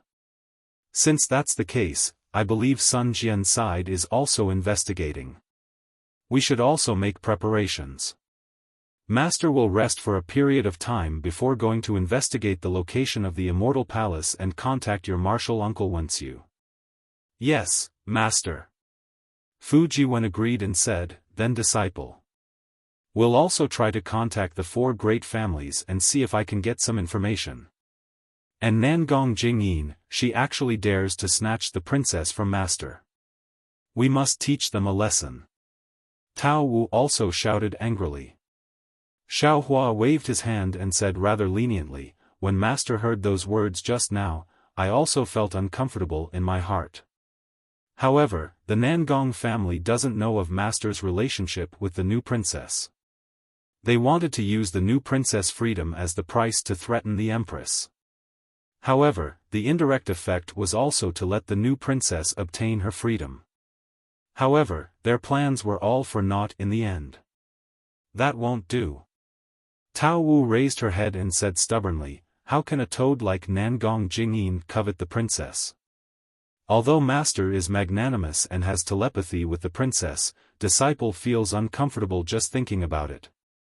Furthermore, the Nangong family will definitely publicize this matter. Even if the princess marries master in the future, master's face won't look good. Tao Wu is right. Xiao Hua nodded. Jiwen, send disciple to contact Nangong Pingping of the Nangong family. Tell him that master has something to say to Nangong Tianjiao. Yes, disciple understands. Fu Jiwen agreed without thinking. Xiao Hua then explained, Nangong Pingping is the leader of the Nangong family who entered the Star Moon Palace. Master has saved their lives before. Yes, disciple understands. Fu Jiwen smiled and said, Master has made a trip to the Star Moon Palace. I wonder how many people he has saved. Oh, Master, disciple heard that Jai Xingzi and Gusu Churi also entered the Star Moon Palace. Did they have any fortuitous encounters? Tao Wu and Gusu Churi had a good relationship and naturally thought of the two of them. Her tone was filled with envy. Xiao Hua smiled and said, there are many fortuitous encounters in the world. The Star Moon Palace is just one of them. This time, the Star Moon Palace is different from before. Who knows how many humans and demons have died in there? What is there for you to be envious of? When he spoke up to this point, Xiao Hua looked into the distance and frowned slightly. However, I've already promised Jai Xingzi and Gusu Churi in the Thousand Demons Sacred Realm that your martial uncle Wen Chu would go to the Gusu clan on Jai Xingzi's behalf to propose marriage for Gusu Churi. Now that he's become the Immortal Palace's Master of Literature Palace, it's quite troublesome. I have to hurry and find your martial uncle Wen Chu. Master. Upon hearing this, Tao Wu hurriedly said, You. Hey. Fu Jiwen frowned and stopped him. Xiao Hua was puzzled and asked, What's wrong? It's nothing. Fu Jiwen smiled and said, I'm going to wait for master to come back and get married. After all, if I don't go through the ceremony, I won't be able to be with Momo and have to give her family an explanation. Boom. Hearing these words, Xiao Hua's mind suddenly gave birth to a clap of thunder, and the thunderstorm in the sky once again shook violently. That's right. Xiao Hua lost his voice and said in a low voice, even Momo and Gusu Churi want a status. Xian is Immortal Emperor Go Chen's 9th princess, how can I save her without knowing the truth? Those who know won't say much, but what about those who don't know? What will they think? What will they say? Didn't Fu Jiwen tell me 2 stories that day? If I don't save Xian openly, if I don't openly propose marriage to the Immortal Palace, how can I stop everyone's tongues from wagging? How can I give the Nangong family a fair counterattack? Even if Xian doesn't care about these things, the Immortal Palace cares about these things, this Zhao's descendants care about these things, and in the future, the Fortune Gate's hundreds of millions of disciples will care about these things. Xiao Hua seemed to be pondering, but also seemed to be muttering to himself. He didn't avoid Fu Jiwen and Fu Jiwen. When Fu Jiwen and Tao Wu heard this, shock appeared on their faces. At the same time, Tao Wu was so excited that his face turned red. He grabbed Fu Jiwen's hand and stared fixedly at Xiao Hua. That's right. Xiaohua had already made his decision. He looked up at Fu Jiwen and said, "Now that the immortal palace has obtained the five energies origin method, that half of the heavens will has no meaning. Princess Xian's punishment should also have a conclusion. However, this conclusion needs an excuse, and also an explanation for immortal Emperor Go Chen to the world and the other 8 princesses.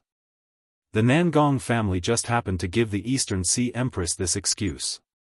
I'm sure they've already started to prepare and send a letter to the immortal palace. Xian gave me half of the heavens will to save me that day. After I used it, I had no way of returning it to Xian. This caused Xian to be imprisoned in the heavens punishment prison crystal. Since Xian is like this, I can't let her down. I must openly save her. Xian has such deep feelings for me, so I can't let her down. I must announce to the world that I am Xian's true love. I'm prepared to propose marriage to immortal Emperor Go Chen." After listening to the end, Fu Jiwen was a bit dumbfounded. This was because he understood Xiaohua the most and knew that Xiaohua didn't like to attract attention. Therefore, all his previous thoughts were based on this. It would be best if they didn't reveal anything and quietly rescued the new princess. However, he didn't expect that Xiaohua would propose marriage to immortal Emperor Go Chen in order to save Princess Xian. "Master!" Bai Gan was abnormally excited and shouted, "Your idea is the best. Disciple feels that Her Highness likes it the most. If she knew, she would be so happy to marry Master." However, Disciple still has a small doubt. "Speak," Xiaohua asked. Bai Gan replied, "Master, don't forget. The Nangong family proposed marriage first. Moreover, the Eastern Sea Empress has already agreed to the Nangong family. With her temper, she definitely won't go back on her words. If she doesn't say anything, the immortal emperor will definitely agree to the Nangong family's marriage. Now that Master proposes marriage, how can these two agree? After all, it's first come first serve." That's easy." Xiaohua smiled. "Master won't propose marriage first. I'll ask about Princess Xian's whereabouts first and save her before the Nangong family. Then, I'll return to the immortal palace to propose marriage. It's best if we can cook the rice." Fu Jiwen took the opportunity to shout. "Bah!" Bai Gan spat, but still nodded. "This method is the most realistic." "No." Xiaohua smiled. "Others can, but not Xian. The 9th princess of the immortal emperor must have etiquette above all. Master, you can actually hide on the side and suddenly make a move when the Nangong family saves Xian. Fu Jiwen reminded again. "No." Xiaohua shook his head. "When it comes to saving Xian, you must take the initiative in everything. You can't give anyone a handle.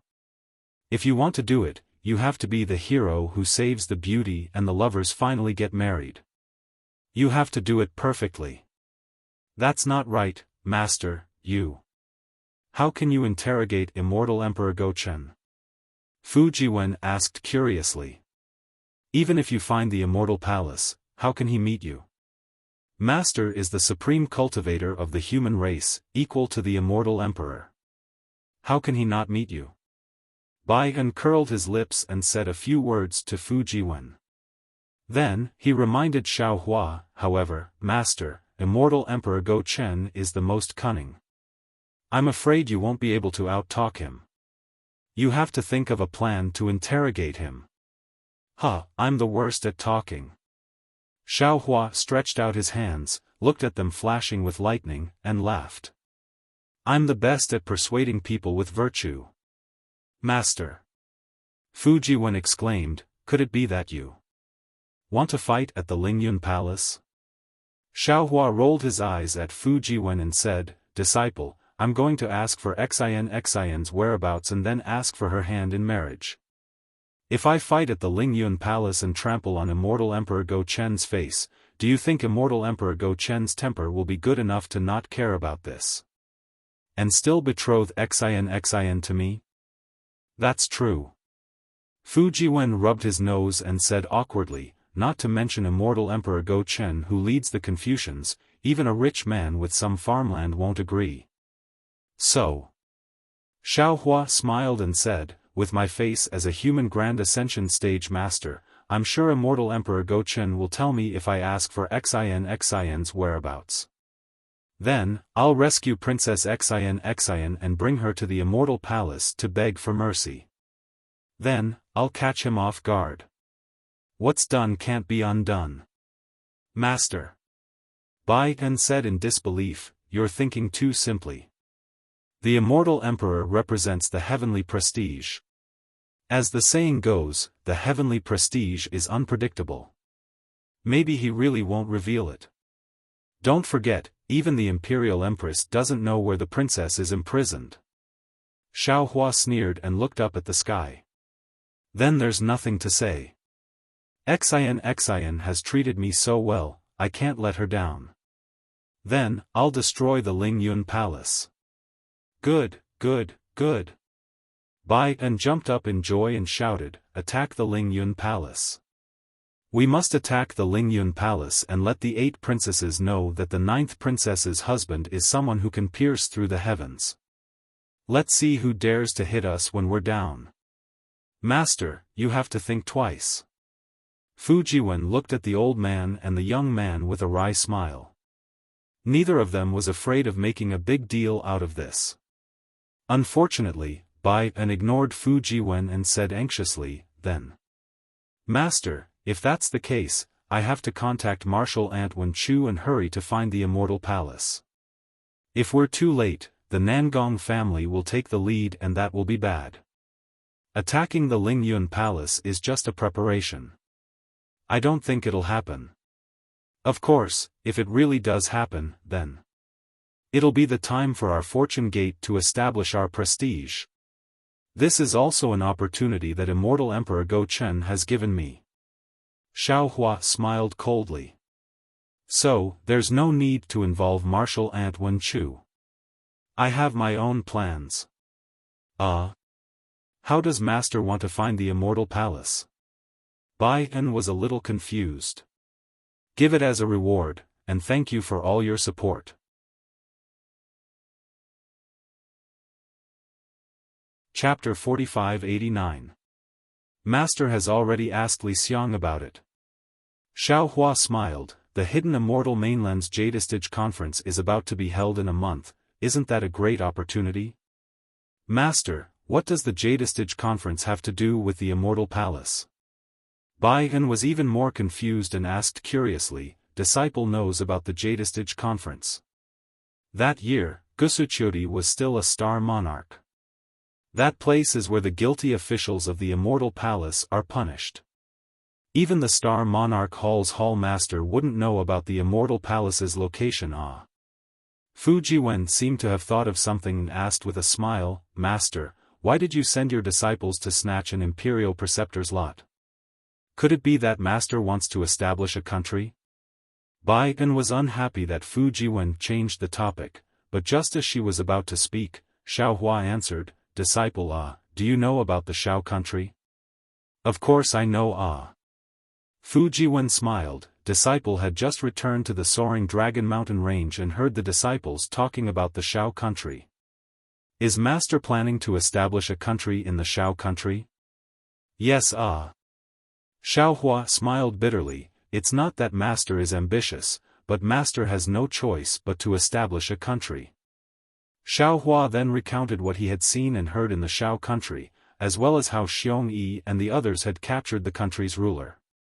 In the end, he said, instead of letting those Confucian cultivators or Grand Mist ancestor subordinates take advantage of the Shao country, it's better for our fortune gate to do it ourselves. Moreover, didn't Master say it earlier? Xiong Yi and Li Xiang are Fortune Gate's outer disciples, and you are Fortune Gate's inner disciples. Not to mention you, even your subordinates are stronger than Xiong Yi and the others. How do you expect outer disciples to interact with inner disciples? I can imagine how awkward it must be for Li Xiang and Prince Lan to sit on these two chairs in front of me when I'm not around. But if I ask you to sit on this chair, you definitely won't be willing. Therefore, Master has decided to send the outer disciples to the Shao country. Master's plan is good. Fu Jiwen nodded. One is the Shao country, the hidden immortal mainland's first Dao empire, and the other is the soaring Dragon Mountain range, the hidden immortal mainland's first Dao sect. They can support each other and develop together. Master. Bai An couldn't help but ask, Master, how do you plan to find the immortal palace? Listen carefully, you'll know soon. Xiaohua smiled, then asked Fu Jiwen, how many imperial preceptors will there be in the Yaotai meeting this time? I'm not sure about that. Fu Jiwen shook his head and said, after I returned to the mountain, I read the information of the Luo Yi Business Alliance. It seems that the last time, there were 1,200. This time, there will be fewer, but there should be about 800. Why are there so many? Xiaohua asked curiously. Back then, Master had snatched 1 out of 10, and racked his brains. The calamity in the hidden immortal continent has affected the kingdom of Taoism. Almost every day, the kingdom of Taoism is destroyed. Moreover, the interval between the Jadestage gathering has been long. Naturally, there will be more lots for the state master. Fu Jiwen said with a smile, however, Master, isn't it better to have more lots for the state master? Master still can't find the way to the immortal palace with these 800 lots? Hearing this, Bai An finally understood. Xiaohua's idea was really incredible, but it was very feasible. Since the kingdom of Taoism had to be worshipped when the kingdom of Taoism was established, the lot of the state master had to return to the Soul Official Hall. The Soul Official Hall was in the Immortal Palace, so following the lot of the state master would naturally lead to the Immortal Palace. Of course, 1 lot of the state master might not be enough, but what about 10? What about 100? What about 1,000? With Xiaohua's strength as a human Mahayana stage cultivator, he could definitely find the way to the Immortal Palace. In this way, Xiaohua could step into the Immortal Palace's Nantian Gate without relying on any information or contacting Wen Chu. Master. Disciple. Really admires you. Bai An said, only Master can become a human Mahayana stage cultivator. Unlike some people, who know. But don't say it. After saying that, Bai An pinched Fu Jiwen's waist. Fu Jiwen didn't dare to be negligent and hurriedly responded with an ouch, to show that he had received Bai An's anger. Xiaohua looked at the young couple, and after a while, he said, Bai An used to be an immortal official of the Immortal Palace, so he has considered some things more comprehensively. Jiwen and Bai An, think about this more carefully. We will set off for the Yaotai Mountain in 10 days. Yes, Master. Fu Jiwen and Bai An bowed and agreed. Also, Jiwen, you take Bai An and your disciples back to the Shenhua continent. Let Bai An take over Xiong Yi's matter and investigate the culprit behind the Shao country's Confucian cultivators. You will organize the 100,000 Fortune Gate disciples and accompany Master to the Yaotai Mountain. Yes. Fu Jiwen agreed and left Bai An in the Fortune Dao Palace while he went to gather his disciples. Bai An, tell Master about Princess Xian. Xiaohua smiled and said, she never mentions anything about the Immortal Palace. This. Feng Xiu was a little embarrassed and said, Master, let's talk about this after you rescue Her Highness. After all, this disciple doesn't know what Her Highness wants to say. If this disciple says something wrong, Her Highness will punish this disciple. All right. Xiaohua also knew that it was difficult for Yan Cheng. After pondering for a moment, he asked, oh right, back then when Master met Princess Xian, she was only around the 4th grade of essence energy. It seems like her strength back then was not comparable to yours. Why is that? At the mention of this, anger immediately appeared on Bai An's face. He said fiercely, "Isn't it all because of Princess Qing Qing of the Jasper Flower Palace?" Bai An then told him about Princess Qing Qing's plot to frame Princess Xian. In the end, he said, Princess Qing Qing is injured and her cultivation is not fully recovered. I heard from the maidservants of the school of the Emperor Star that they once begged the princess to report this matter to the Emperor Immortal. However, the princess felt that the Emperor Immortal was too busy with government affairs and was troubled by the matters of the four great clans. If she told the Emperor Immortal would be even angrier, so she didn't say anything. At that time, the princess probably wanted to avoid Princess Qing Qing, so she descended to the lower realm. Hearing this, Xiaohua was stunned. He seemed to have thought of something. He looked deeply at Bai An and said, "Bai An, didn't Xian tell you why she went to the Saint River in the Western Paradise?" "No." Bai An asked curiously, "Why did Her Highness tell this disciple this?" Xiaohua said word by word, "When Master met Princess Xian in the Western Paradise, she had invited a Buddhist disciple who was proficient in heaven's feet. She also wanted to invite a Taoist cultivator who was proficient in water escape and formations to the Xianshui Palace at the bottom of the Saint River to save a nephew of hers. She also said that this nephew of hers was suppressed in the Xianshui Palace. How is that possible?" Bai An didn't care and said casually, "Her Highness's nephew." However, at this point, Bai An suddenly froze. The details of her time with Princess Xian suddenly appeared in her mind. Bai An immediately understood. Wasn't the nephew that Princess Xian was talking about her?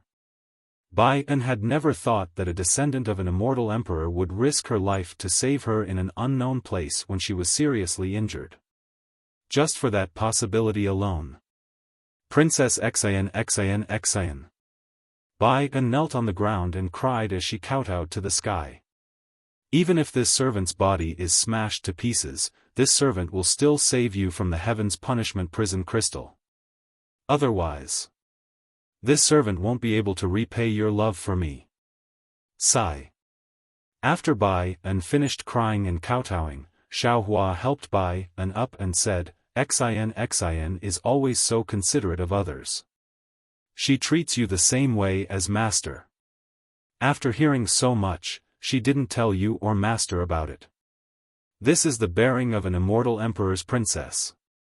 Whether it's you or Master, we can't let her down. Of course, the heavenly Tao is fair as well. If she didn't save you, I'm afraid you wouldn't have been banished to the lower realm to save her. Master, I don't want to eliminate any karma." Momo stopped crying, looked up at the sky, and said, "I just hope that Master can go to the Immortal Palace and force out the princess's whereabouts. Teach the arrogant Immortal Palace a lesson, as well as those immortal officials who hurt the princess." After a while, Fujiwen returned with his disciple. He looked at Bai An's increasingly determined expression in bewilderment and did not ask any questions. Meanwhile, Xiaohua took out the Kunlun mirror and sent them all into the Shenhua continent. Then, he closed his eyes and meditated. The Yaotai Mountain was still the Yaotai Mountain. For thousands of years, that bluestone peak was like a jade tablet worshipping an immortal palace. It stood between the heavens and the earth, regardless of whether the wind blew or the rain fell, regardless of whether the wind was biting cold. Not to mention that Xiaohua had left for more than 300 years, it was like a blink of an eye. In the blink of an eye, nothing had changed on Yaotai Mountain. The mountain was still the same mountain, and the water was still the same water. Even under the Yaotai Mountain, there were still some tents in a radius of nearly 100 miles. Around these tents, there were still many soldiers and generals in bright armor. Those monarchs who were recruiting Tao cultivators were also waiting respectfully for them. However, the current Yaotai Mountain was different from before. Snowflakes were fluttering in the sky, and these snowflakes were different from most places in the hidden immortal continent. The snowflakes were the size of a palm, and looked like white cranes. As the snowflakes fluttered in the air, they danced along the protrusions on both sides. It was very beautiful. However, when the snowflakes fell to the ground, it could be seen clearly. Rather than saying that these snowflakes looked like white cranes, they looked more like 2 palms of yaoju flowers. The yaoju flower was a kind of flower that ordinary Confucian cultivators in the hidden immortal continent liked. The yaoju flower was pure white in color, and had a kind of faint fragrance without makeup. It symbolized the noble and virtuous conduct of Confucian cultivators. Moreover, the petals of the yaoju flower were not round. Instead, they were folded together, just like how Confucian cultivators put their hands together when they saluted. When the wind blew, the yaoju flower swayed as if it was saluting someone. This was the real reason why Yaotai Mountain was famous in the secular world.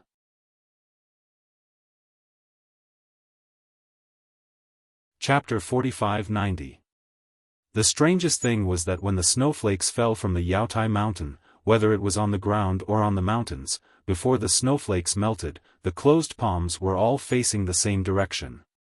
No one knew whether that direction was where the immortal palace was located or not, but everyone knew that even if it wasn't, that direction was it after the Yaotai Mountain became famous. Yaoju snow covered the sky and covered the mountains. In this heavy snow, there were thousands of Taoist cultivators standing quietly in the air. Their eyes flashed as they stared fervently at the Yaotai Mountain, waiting for the Yaotai gathering to begin. These cultivators were no different from the cultivators 300 years ago. Although they knew that this was the immortal palace's arrangement, they had no choice but to gather here and wait for an opportunity to survive and cultivate. However, in this group of cultivators, there was a mid-nascent soul cultivator who was different from the others. This cultivator had a handsome face and a tall figure. His face carried a kind of indifference and confidence. He didn't look at the Yaotai Mountain. Instead, he looked at the nascent soul cultivators in the distance from time to time, as if he was looking for something. Occasionally, a few nascent soul cultivators would notice his gaze and nod at him in acknowledgement. This cultivator was called Zhichengzi. He was from the Yan province's curved cloud pavilion and had entered the ranks of nascent soul cultivators 500 years ago. Moreover, Zhichengzi had also participated in the Yaotai Mountains gathering several hundred years ago. However, this Zhichengzi had the ability to seek advantages and avoid disadvantages. When he attended the banquet held by Reverend Huda, he first raised his cup to Reverend Huda. Then, he was moved by Reverend Qing Su's words. The next day, when the Star Lord Palace's Hall Master Kong Hongwu took out the lot of 10 state preceptors, Zhichengzi was one of the first nascent soul cultivators to leave the Yaotai Mountain. Thus, Zhichengzi was one of the few nascent soul cultivators who escaped that disaster. Zhichengzi left the Yaotai Mountain and lost the opportunity to establish a country. If he wanted to cultivate, he had to find another way. Reverend Qing Su was naturally his first choice. After Reverend Qing Su left with a few gold core cultivators as a cover, Zhichengzi and a few other nascent soul cultivators caught up with Reverend Qing Su and became the Grand Mist Ancestor's subordinates. Taoist Master Qing Su was originally unhappy that he failed to recruit Xiaofan, but when he saw Zhichengzi and other nascent soul cultivators coming over to pledge their allegiance, he was very happy. Soon after, he did not dare to stay in the vicinity of Yaotai Mountain and flew away with Zhichengzi. After that, they waited at several other places for the Dao Gates cultivators that they had arranged to meet before returning together to pay their respects to the Grand Mist Ancestor. Even though the Grand Mist Ancestor was cold by nature, he had absolute leadership skills when it came to developing his forces. He treated Zhichengzi and the others very well and was not stingy with their cultivation techniques, pills, and secret techniques. In the past 200 years, Zhichengzi, who had reached the end of his cultivation, broke through his bottleneck once again and reached the late nascent soul stage. He became Taoist Qing Su's right-hand man in one fell swoop. Previously, this Yaotai Mountain was the place where Qing Su Daoist often came to recruit people. Later on, when Qing Su Daoist left for the Thousand Demons Sacred Realm, Zhi Chengzi was in charge of this place. This time round, apart from being in charge of recruiting Dao sect cultivators, Zhi Chengzi had also brought over 100 cultivators to snatch the lot of the imperial tutor. Looking at the fluttering Yaojukshu, Zhi Chengzi's gaze drifted away. The scene from several hundred years ago involuntarily appeared in his mind. AI, it said that fate makes fools of people. It's really so. Thinking back, that Daoist Huada was so full of energy at the banquet that I was completely convinced. But who knew? He was actually a pawn of the Star Lord Palace.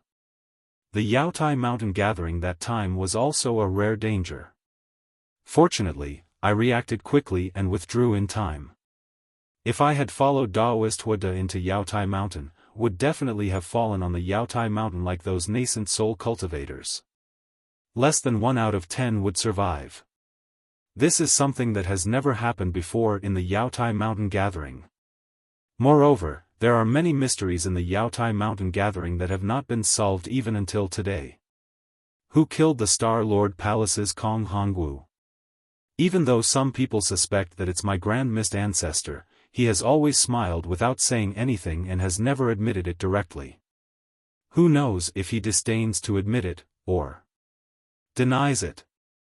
After all, ambushing and killing a 5th-level Essence Energy Grandmaster is really nothing much to him. Some people also say that it's an internal strife in the Immortal Palace. There are other forces in the Star Lord Palace. Otherwise, how could there only be 10 State Masters in the Yaotai Mountain gathering? It's clear that someone from the Immortal Palace set a trap for Kong Hongwu.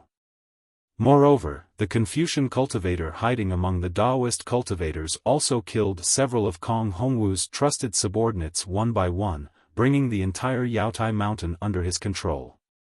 Of course, some people also say that it's Xiao Hua, Daoist Xiao, whose name is now more famous than the ancestor.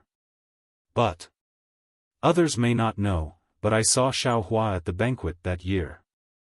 He was really only a nascent soul cultivator at that time. It seems that he wasn't Daoist Huada's opponent. How could he possibly kill Kong Hongwu?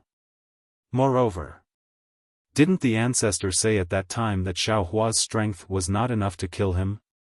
Xiao Hua's strength is not enough to kill Kong Hongwu. It must be the Immortal Palace's method.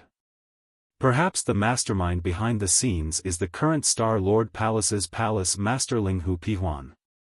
Zhi Chengzi had just thought of Linghu Pihuan when, rumble. The sound of beating drums resounded from the Yaotai Mountain. The sound of the drums was ear-splitting. The red clouds began to roll, and the snowflakes in the sky were shattered into pieces. Immediately, rays of golden light pierced straight down from the clouds, dyeing those snowflakes. Regardless of whether it was the snowflakes or the snowflakes, they all showed a kind of graceful luster. In this golden light, the red clouds in the sky began to gather in every direction. In no more than a moment, they again condensed into 28 enormous clouds. 28 brightly armored immortal generals appeared above the clouds. Zhi Chengzi's gaze swept around. He already saw clearly that these immortal generals were the 28 star generals. They were different from the ones he had seen before. Let alone that Hornwood Dragon Linghu Pyron, Wellwood Dragon Shangguan Yeren, and Tailfire Tiger Ouyang Jingran's appearances were different, even the other dozen star generals had changed. Immediately, many ceremonial guards spread out. Dressed in Confucian attire, wearing a tall crown on his head, and holding a jade tablet in his hand, the figure of Star Lord Palace's Palace Master Linghu Pihuan flew out from the Yaotai Mountain. Linghu Pihuan was the same as Kong Hongwu back then. His eyes wandered all around to look at the nearby Daoist cultivators.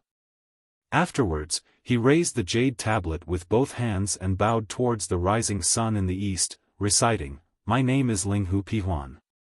I have received the hidden immortal continent's Confucian cultivators' trust to control Star Lord Palace. Today is the day that Star-Lord Palace opens the Yaotai Assembly. I, the 1,000-star generals, earnestly request the Confucian cultivators' past ancestors to permit me to open the Yaotai Mountain to hold the Yaotai Assembly. And similarly, there was no difference at all. Following Linghu Pihuan's words, ray after ray of awe-inspiring qi descended from the Yaotai Mountain. That awe-inspiring qi's color was extremely dazzling. Following this rainbow-like pillar of light, another imperial edict sparkling with golden light fell from the sky. However, just as Linghu Pihuan bowed, the instant he received the imperial edict, woo, woo. The sound of a gale's furious howl came from the distant horizon. The wind's howl in winter was originally normal, but before this howl, it unexpectedly shook all around. The heaven-earth origin energy within several tens of thousands of li seemed to be swallowed by a giant mouth as it flowed towards one place. Let alone that the crimson clouds and snowflakes in the sky were torn to shreds, even the rainbow-like pillar of light above the Yaotai Mountain violently swayed in this gale. The previous world's might was practically swept clean. This. Linghu Pihuan was stunned, shame and anger appearing on his face. While he was inwardly astonished, he slowly straightened his body. The clear light in his eyes faintly flickered, wanting to look at the origin of the gale. It was also at this moment that the sound of thunder that soared to the sky rang out again. Countless thick, dragon-like thunderbolts descended from the sky, shrouding the distant horizon. Those streaks of lightning flickered, illuminating the entire sky. Wherever they passed, the auspicious aura of the Yaotai Mountain and the rainbow-colored glow had long been covered. In front of this thunderbolt, the phenomenon that had just shocked the Taoist cultivators was like child's play. Fortune Gate. Linghu Pihuan didn't need to use the clear light at all. Seeing such a strange lightning, how could he not know what had happened? He looked at the place where the thunderbolt landed in astonishment. Seeing the flickering figures treading on clouds, he was truly puzzled in his heart. What? What are they doing at my Yaotai Mountain? Of course, this thought was merely a flash, and Linghu Pihuan smiled bitterly again. Although the reputation of the Fortune Gate's disciples was currently unparalleled on the hidden immortal continent, the Fortune Gate's disciples were still Taoist disciples. What were they doing at the Yaotai Mountain? Other than participating in the Yaotai Mountain meeting, other than seizing the Grand Preceptor's lot. There didn't seem to be any other reason, right? However, the Fortune Gate had already braved the universal condemnation of the world's Confucian cultivators to establish a Taoist sect. Did they still care about establishing a Taoist sect? At the same time that Linghu Pihuan came to his senses, Zhi Chengzi was also dumbfounded. Looking at the thunderbolt in the distance, he couldn't care less about hiding anything, and transmitted his voice to the other cultivators. Are they Fortune Gate's disciples? Could it be that they're also here to seize the Grand Preceptor's lot? Senior. A golden core cultivator who was closer to Zhi Chengzi replied bitterly, if there's no accident, they should be. But. Zhi Chengzi said but a few times, but he couldn't continue. He was even more bitter than that golden core cultivator. While these Taoist cultivators and the Confucian cultivators of the Yaotai Mountain Star Lord Hall were still in shock, in the distant horizon, 100,000 Fortune Gate's disciples clad in armor and holding magic treasures in their hands flew over in an orderly formation. The battle formation formed by these 100,000 disciples was the Golden Crow Immortal Slaying Demonic Formation. Thick bolts of lightning fell on the battle formation, turning into lightning that scattered around the disciples, entangling the clouds beneath the Fortune Gate's disciples' feet. From afar, the 100,000 disciples looked like a huge golden crow made of lightning, exuding an invincible aura. Damn it! Linghu Pihuan couldn't help but curse inwardly. Are they here to seize the Grand Preceptor's lot? Or are they here to destroy my Star Lord Hall?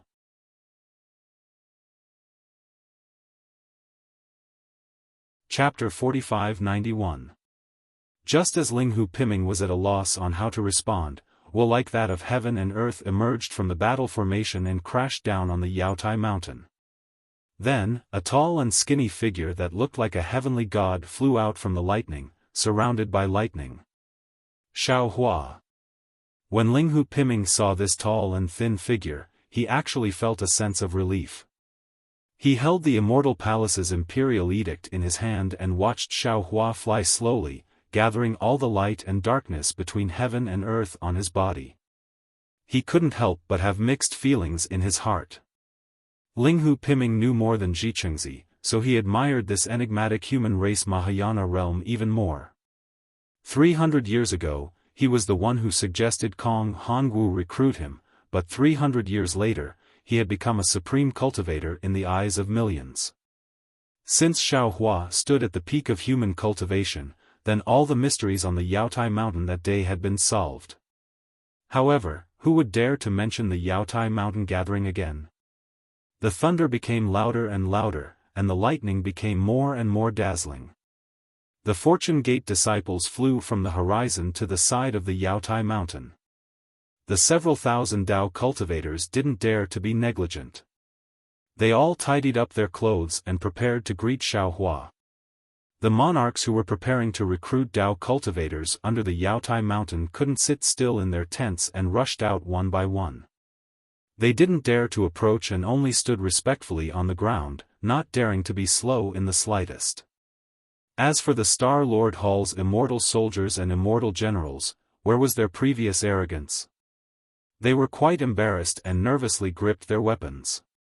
They looked at the Fortune Gate disciples and secretly glanced at Linghu Piming, afraid that Linghu Piming would give the order to attack. Just when Linghu Piming's mouth was dry, the lightning suddenly dimmed, and even the sound of thunder was annihilated. The 100,000 Fortune Gate disciples silently scattered in all directions, surrounding the Yaotai mountain. Linghu Piming had only casually swept his clear sight light over the Fortune Gate's disciple closest to him, and he couldn't help but shudder in fear. Late nascent soul realm cultivator, his grandma, an ordinary Fortune Gate's disciple is already at the upper 4th grade of essence force. These 100,000 Fortune Gate's disciples can easily flatten my Star Monarch Hall. While Linghu Piliu was still feeling apprehensive, the 100,000 Fortune Gate's disciples stopped in midair, not making a sound. Xiaohua also quietly stood in the distance, no longer approaching Yaotai mountain. For a time, apart from the falling snow and the falling clouds, there was no other sound between heaven and earth. Seeing that the Fortune Gate disciples were motionless, Linghu Piming was embarrassed once again. If it was before Linghu Pimu received the imperial edict from the Immortal Palace, he could have flown in front of Xiaohua and bowed respectfully, facing Xiaohua with the etiquette of a junior. But now that he had the imperial edict in his hand and was representing the Immortal Palace, he couldn't go and greet Xiaohua personally. However, it was impossible for Fortune Gate's disciples to come over. After all, they represented Xiaohua and the Fortune Gate. Just like this, the awkwardness lasted for half a cup of tea's time. The Star Lord's Hall Star Generals' backs were sweating. They were afraid that Xiaohua would point her finger and these 100,000 Fortune Gate disciples would attack. Sigh. Linghu Piming turned to look at these Star Generals, pondering for a moment, then sighed in his heart. He urged his body to move, but at this moment, Fu Jiwen in front of Xiaohua's body flickered. A strange rune appeared, and Fu Jiwen's figure crossed the sky and landed in front of Linghu Piming. I, Fu Jiwen, greets Hall Master Linghu. Fu Jiwen did not lack etiquette, cupping his hands respectfully. Linghu Piming let out a long sigh of relief. He raised the imperial edict in his hand and smiled. This Hall Master is now holding the Immortal Palace's imperial edict, temporarily considered as my Immortal Palace's envoy.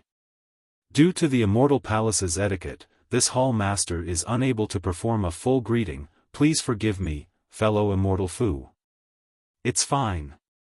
Fu Jiwen did not mind and said, my sect master has decreed that my Fortune Gate's disciples wish to establish a country in Gun Province. According to the hidden immortal continent's customs, my Fortune Gate's disciples and other Dao sect's disciples have come to the Yaotai Mountain to participate in the Yaotai Mountain's assembly. Hall Master Linghu, please open the Yaotai Mountain's Dragon Gate according to the customs and place the Imperial Preceptor's lot in. Sigh.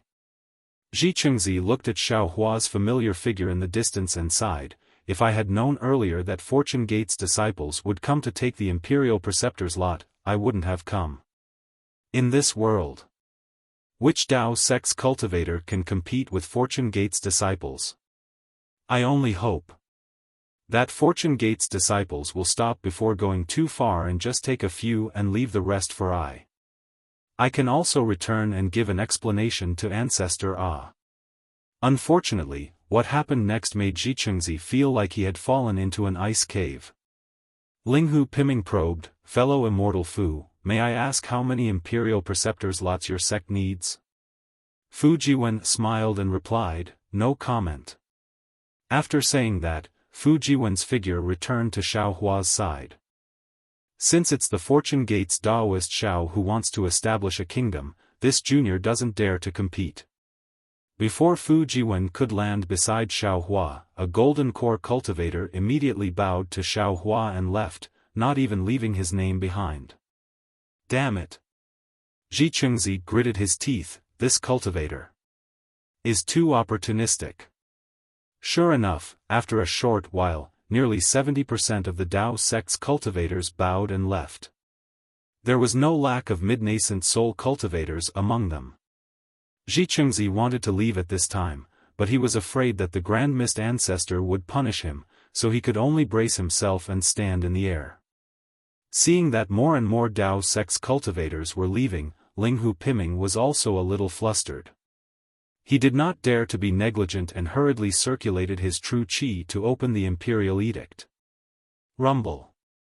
The sound of a tide came from the Imperial Edict, just like before. Roar.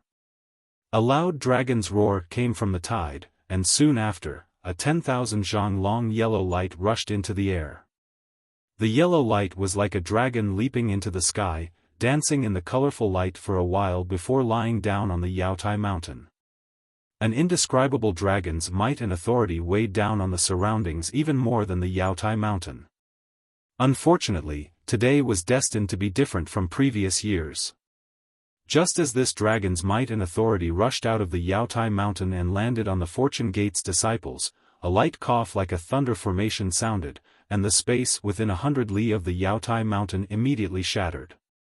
Tens of millions of lightning threads poured out from this space, and all of the dragon's might and authority were completely shattered by the yellow light like a dragon leaping into the air, scattering into pieces in the air. At this time, the voice that sounded like a big yellow bell reverberated between heaven and earth.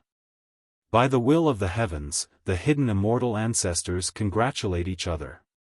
In today's enlightening Jade Pavilion Grand Meeting, the stars will. This voice was incomparably loud and dignified, but in the ears of Linghu Piming and the others, they couldn't help but bitterly smile and feel awkward in their hearts.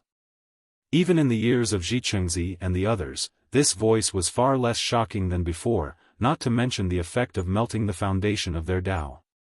With great difficulty, the voice settled. Boom! A loud sound like a wave crashing into a mountain rock rang out, and the entire imperial decree slowly closed.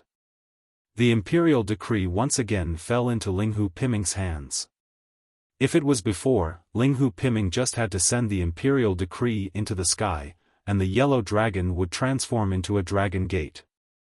Unfortunately, the yellow dragon had already been shattered by Xiao Hua's cough, so how could there still be the auspicious sign of the yellow dragon transforming into a dragon gate? Linghu Piming was also helpless, and he still sent the imperial decree out. The imperial decree was like a meteor that soared into the sky, and crashed into the sky. A huge black hole flickered, and a golden frame appeared. Xiao Hua's figure moved, and then he stopped. A wisp of Buddhist consciousness appeared, and disappeared along with the imperial decree into the black hole. At the same time, a splendor that was even more dazzling than the sun rushed out from the black hole. As everyone slightly closed their eyes, a somewhat damaged dragon gate appeared on the Jade Mountain. Linghu Piming hastily flew to the front of the dragon gate, raised his hand, and took out several jade boxes from his wide sleeve. He stole a glance at Xiaohua, and said in a slightly loud voice, "Fellow immortals, these are several treasures that my Star Lord Hall has prepared for this Jade Pavilion grand meeting. If any fellow immortals are fated, feel free to look for them in the Jade Pavilion grand meeting." After he finished speaking, Linghu Piming did not explain what was inside these jade boxes. He raised his hand and sent them into the dragon gate. Several colored carps swallowed them, and just like before, they disappeared without a trace. Finally, Linghu Piming waved his sleeve again, and several hundred rays of multicolored light rushed out. Several hundred fist-sized, somewhat similar to the Imperial Scholar's lot flew out. Linghu Piming coughed and said, "These are the 483 Imperial Scholars' lot for this year's Jade Pavilion Grand Meeting. My Star Lord Hall will place them within the winnowing basket water leopard, 3 water ape, and chariot water worms 10-star arrays." Hastily saying this, Linghu Piming waved his hand. Several hundred dragon roars came from the Swanee Imperial Jade Seal. The Swanee outside the Imperial Jade Seal seemed to come alive, roaring as it brought a yellow cloud into the dragon gate and disappeared. Linghu Piming was finally relieved. He bowed towards Gao Tian and saluted, "Thank heavens for your kindness, the ceremony is complete." Immediately after, the 28 star generals looked at each other. Some star generals' faces were filled with joy, some with bitterness, and even more with schadenfreude. One by one, they urged their magic clouds to descend into the Jade Mountain. Everyone. Fu Jiwen saw all the star generals leave, loudly shouting, "Enter the array, take all of the 483 national preceptors' lots." Yes. The Fortune Gate's disciples' auras were like rainbows, and as they answered in unison, the damaged dragon gate swayed twice. Seeing the 100,000 Fortune Gate's disciples enter the dragon gate one by one like lightning, Zhi Chengzi and the other Dao sect's cultivators no longer dared to hesitate. They all turned their heads towards Xiaohua and cupped their fists, urging their figures to leave. Although the 483 Imperial Scholars' lot was not a small number, enough to establish 483 Dao sect's countries on the hidden immortal continent, Zhi Chengzi and the others did not doubt that with the Fortune Gate's strength, establishing 483 countries would be a piece of cake. After Zhi Chengzi and the others left, Linghu Piming tidied his clothes and flew in front of Xiaohua. He bowed and said, "Junior Linghu Piming has come to greet Daoist Xiao." Junior was previously holding the Immortal Palace's imperial decree, so it was inconvenient for Junior to salute. Now, Junior has specially come to ask for forgiveness, cast a monthly vote, cast a recommendation vote, bookmark, gift, and thank all forms of support.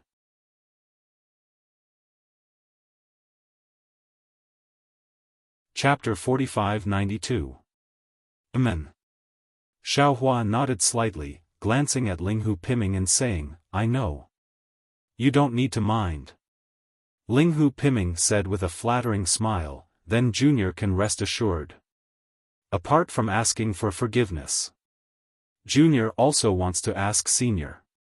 If Senior wants to establish a country, Senior only needs one Imperial Preceptor's signature. Furthermore, if Senior were to establish over 400 Daoist kingdoms at once, it would bring about endless trouble." Xiaohua looked at Linghu Piming and said with a smile, "Hall Master Linghu, do you want to know the reason?" "Yes, Senior. If Senior can give pointers, Junior will be endlessly grateful." Linghu Piming said with a nod. "I can tell you. However, you have to tell me something first." Xiaohua's gaze landed on Linghu Piming. That lightning-like gaze caused Linghu Piming to be alarmed, seemingly thinking of something. He hesitated slightly and said in a low voice, "If it doesn't involve the Immortal Palace's secrets, Junior will definitely report truthfully." "Sure enough," Xiaohua asked, "you tell me why there were only 10 Imperial Preceptors' signatures in that Jadestage summit that I participated in back then." Why did the entire Jadestage mountain set up 3 grand formations all at once? What exactly was your goal in hunting my Dao sect's nascent soul cultivators? Linghu Piming had a headache and said with a flattering smile, Senior, this junior is aware of the problem that you spoke of, but I also know very little. Furthermore, this junior also really doesn't dare to reveal anything to senior. Senior, please understand. If Linghu Piming kept evading, Xiaohua might use some divine ability to search Linghu Piming's memories. But Linghu Piming was so calm, Xiaohua couldn't make things difficult for him either. However, after Xiaohua pondered slightly, he asked again via voice transmission, Linghu Piming, since that's the case, then I won't force you either. I'll ask you another matter that doesn't involve the Immortal Palace's secrets. Linghu Piming frowned, even more puzzled. Since it wasn't the Immortal Palace's secrets, why didn't Xiaohua ask but instead voice transmission? However, he didn't dare to be negligent and hurriedly replied via voice transmission, Senior, please speak. As long as Junior knows, I'll definitely say everything I know. Star Lord Hall's previous Hall Master Kong Hongwu, whose trusted aide is he? Xiaohua's eyes were fixed on Linghu Piyu, carefully observing the changes in his expression. When Linghu Piming heard this question, he immediately let out a sigh of relief. With a smile, he transmitted his voice, Senior, on the surface, Palace Master Kong Hongwu is a trusted aide of Lord Sun Peng of the Hall of Enlightenment. However, according to what I know, this Hall Master Kong is also a member of the Heaven and Earth faction. Heaven and Earth Gate? Xiaohua was startled. He seemed to have heard of this Heaven and Earth sect before, but he had never met anyone from the Heaven and Earth sect, so he was somewhat puzzled. What kind of organization is the Heaven and Earth sect? Senior. At this point, Linghu Piming had already revealed everything he knew. He hurriedly replied, the so-called Heaven and Earth sect is the Immortal Palace's Heavenly Mystery Hall's organization in the 3 continents. Inside are Heavenly Mystery Hall's secret agents. Oh? How did you know? Xiaohua raised his eyebrows and asked curiously, this matter. Who else knows? Junior is someone Palace Master Kong trusts, there are some things he does not hide from Junior. However, every year, Palace Master Kong leaves Star Sovereign Hall for a few days, and at this time, if something happens, it is Junior who deals with it. Therefore, only Junior knows about this matter. Since they were talking about a person who had died several hundred years ago, Linghu Piming did not have any psychological burden, casually telling the truth, and coincidentally, Junior also knows that these few days are the days when the Heavenly Mystery Hall's Palace Master is personally inspecting the hidden immortal mainland. How do you know? Xiaohua asked. This. Linghu Piming hesitated even more. He hesitated for a moment, looking at the back of the last Fortune Gate disciple who entered the Jade Mountain range.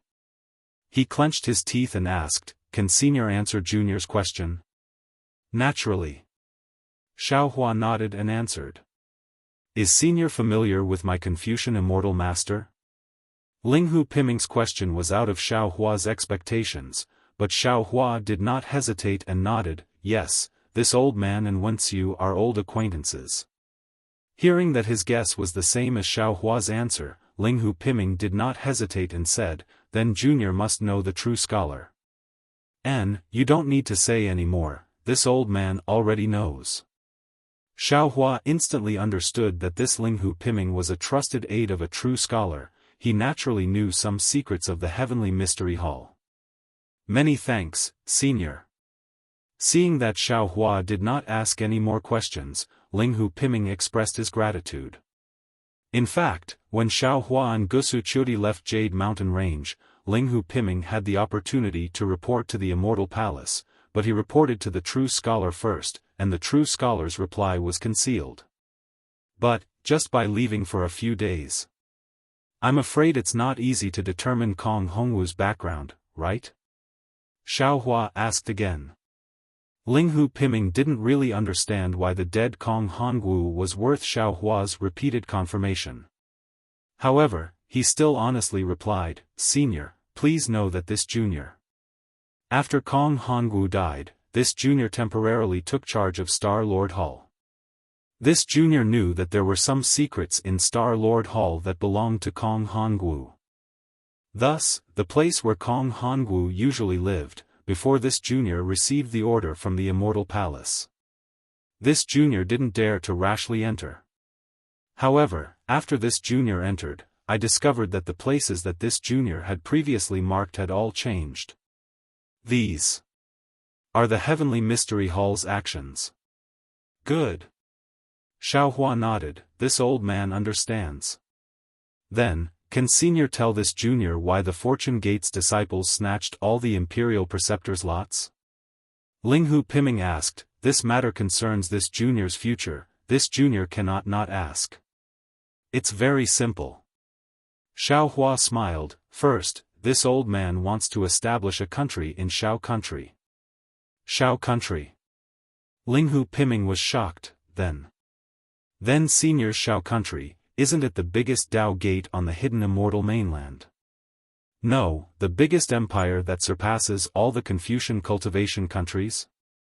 Linghu Piming, you must remember, the Fortune Gate's Xiao country is a paradise in the hearts of the common people.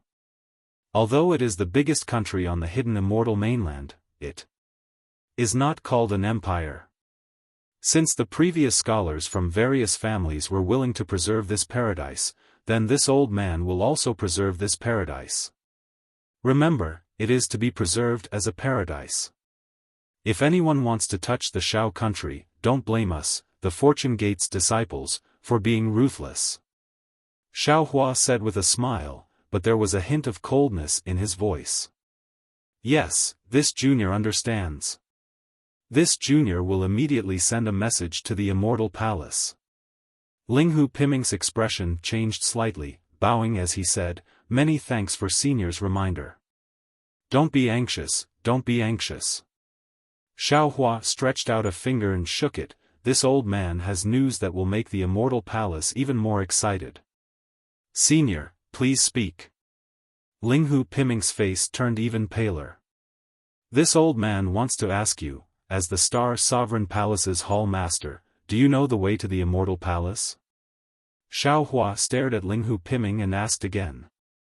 Cold sweat appeared on Linghu Piming's back as he carefully said, Senior may not know, but when this junior needs to return to the Immortal Palace will send an order, and this junior will be able to find the way back with the order. However, if this junior does not need to return to the Immortal Palace, this junior will definitely not be able to find the Immortal Palace. Of course, if Senior snatches this junior's order, Senior should be able to find the Immortal Palace, and this junior will have to bear the heavy punishment. Don't be afraid. Xiaohua replied, how can this old man snatch your order? This old man's purpose of taking the Imperial Preceptor's lot is to find the Immortal Palace. Senior, Senior. Linghu Piming hurriedly called out, why are you going to the Immortal Palace? You are a Dao Gates Grand Ascension Stage expert. A Dao Gates Grand Ascension Stage expert cannot go to the Immortal Palace? Xiaohua sneered, what kind of rule is this? But. Linghu Piming was somewhat speechless. No one could forbid a Dao Gates Grand Ascension Stage expert from going to the Immortal Palace, not even Immortal Emperor Go Chen. But the problem was that the Immortal Palace's Confucian cultivators and Dao Gates cultivators were enemies. Xiaohua, a Dao Gates Grand Ascension Stage expert, was swaggering around the Confucian cultivators' Immortal Palace, not provoking them. At this moment, Linghu Piming suddenly realized something and exclaimed, I understand, Senior, you want to use the Imperial Preceptor's lot to go to the Immortal Palace? Correct. Xiaohua glanced sideways at the Jade Mountain's Dragon Gate. At this moment, that Dragon Gate's Dragon Gate was shaking, and Fortune Gate's disciples had already begun to rush out. 100,000 Fortune Gate's disciples were pressing down on the Jade Mountain. Not to mention a dozen star arrays, even if the entire Jade Mountain was opened and the 3 star arrays were placed on the Jade Mountain, the Star Lord Hall's star generals wouldn't dare to go overboard and stop these fierce generals. After the first Fortune Gate's disciple flew out, even more Fortune Gate's disciples rushed out.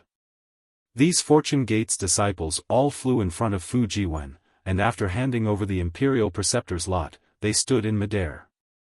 Can Junior take his leave now? Seeing that more than 400 disciples had already flown out, Ling Hu Piming's face flushed red. This was the shortest Jade Pavilion assembly in history, and if there were no accidents, there wouldn't be such a short record in the future. Go. Xiaofan nodded, you can report this matter to the Immortal Palace. Many thanks, Senior. Ling Hu Piming bowed and hurriedly flew into the Jade Mountain. In the time it took to exchange a few words, Fu Jiwen looked at the Imperial Preceptor's lot that he had put into his cosmos sack and flew over. The Fortune Gate's disciples that flew out from the Jade Mountain no longer looked at Fu Jiwen, and all flew in midair in formation. Master. Fu Jiwen passed the cosmos sack to Xiaohua and said, there are 483 Imperial Preceptor's lots, not one less. Good. Xiaohua received the cosmos sack, and his divine sense swept over it. He took out a lot and said, let this disciple bring this back to the soaring Dragon Mountain range and give it to His Highness Lan. Let him establish the Shao country. Yes, Master. Fu Jiwen took the Imperial Preceptor's lot and flew into the distance. After giving a few instructions, the disciple took the Imperial Preceptor's lot and flew away.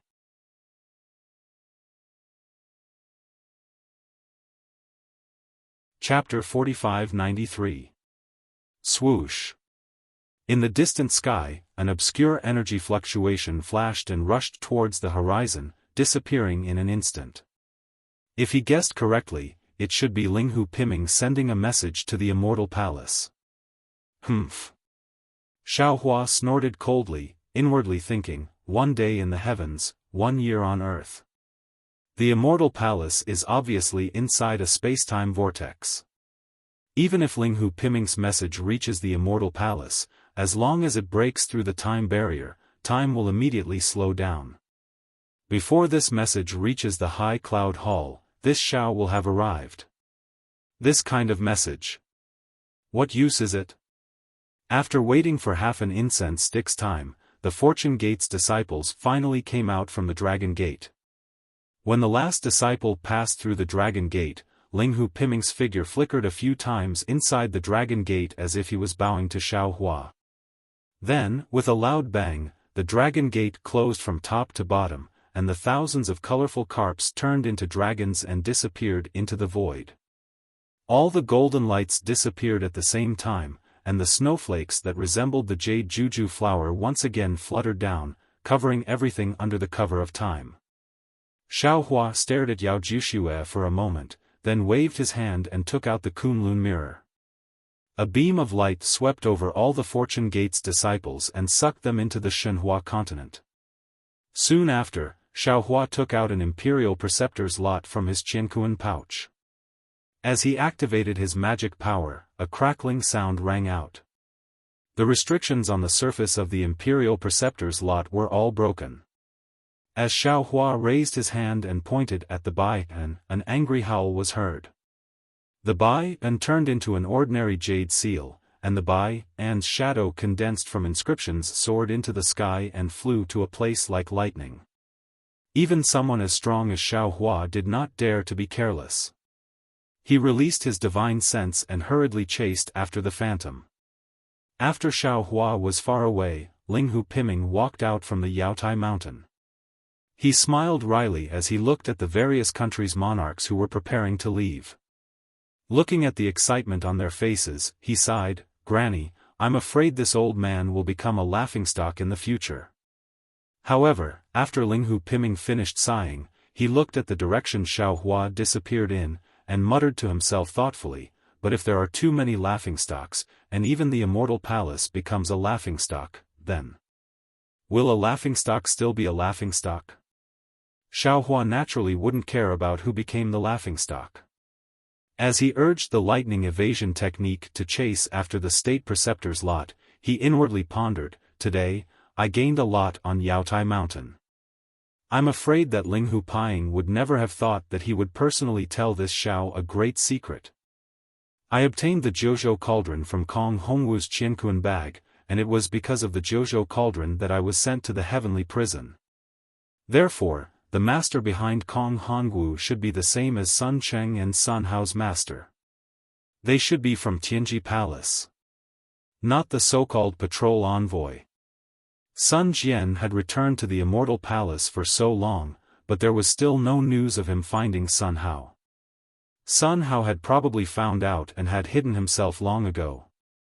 Although this Xiao didn't have time to ask by and about Tianji Palace, as long as this Xiao arrives at the Immortal Palace and transmits this matter to Sun Jian, wouldn't the truth be revealed? While Xiao Hua was pondering, the state preceptor's lot had already disappeared.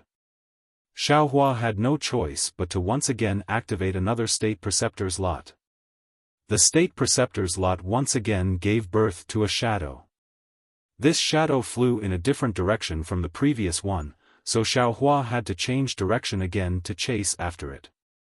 In this way, after nearly 100 state preceptor's lots were used up, Xiao Hua arrived at a somewhat strange place. However, he saw that near this space, his divine sense couldn't pass through, as if it was blocked by mud. Moreover, not only was there no heaven and earth origin qi near this space, even the righteous qi couldn't be seen. When Xiao Hua flew, his figure was stretched extremely long, and the sound of the lightning evasion also began to become hoarse. Xiao Hua had previously passed through the time turbulence, so he knew that he should have arrived near another time turbulence. Although he hadn't entered the time turbulence yet, the fragments of the time rules had already begun to interfere in the nearby time turbulence. Xiao Hua stood in the space, but he wasn't in a hurry to take out the state preceptor's lot. He raised his hand and patted his forehead, and the delusion breaker Dharma eye between his eyebrows opened. Sure enough, in the delusion breaker Dharma eye, Xiao Hua's surroundings were filled with thread-like fluctuations. These fluctuations were dark in color, and as they overflowed, there was a kind of extremely faint cloud in the air. The cloud and mist not only blocked divine sense, but also could cover the delusion breaker Dharma eye. Xiao Hua flew for a while, dodging these clouds and mist, and he could see clearly again. In the distant darkness, there were hundreds of dark green little dots flickering in the darkness. These little dots were like sesame seeds, and couldn't even compare to the brilliance of ordinary fireflies. I'm afraid this is a maze. Xiao Hua's hand pinched his chin as he thought to himself. Soon after, he activated another state preceptor's lot. Whoosh! The shadow flew out, turning into a yellow inscription and rushing into one of the little dots. Xiao Hua hurriedly used the lightning escape technique to chase after it. When he got closer, Xiao Hua discovered that the dark green dot had actually turned into a whirlpool that was thousands of feet wide. This whirlpool was spinning rapidly, and it looked very slender inside. A dark fluorescent light was emitted from the whirlpool. Xiao Hua's figure fell into the vortex. That vortex didn't produce any suction force, and when Xiao Hua's figure moved, his entire figure was stretched and squashed, turning into a strange light and shadow that fell into the vortex. In Xiao Hua's eyes, the entire vortex was pitch black, and even that dark green color couldn't be seen. Only a series of memories, like light and shadow, appeared in Xiao Hua's mind, and then quickly disappeared.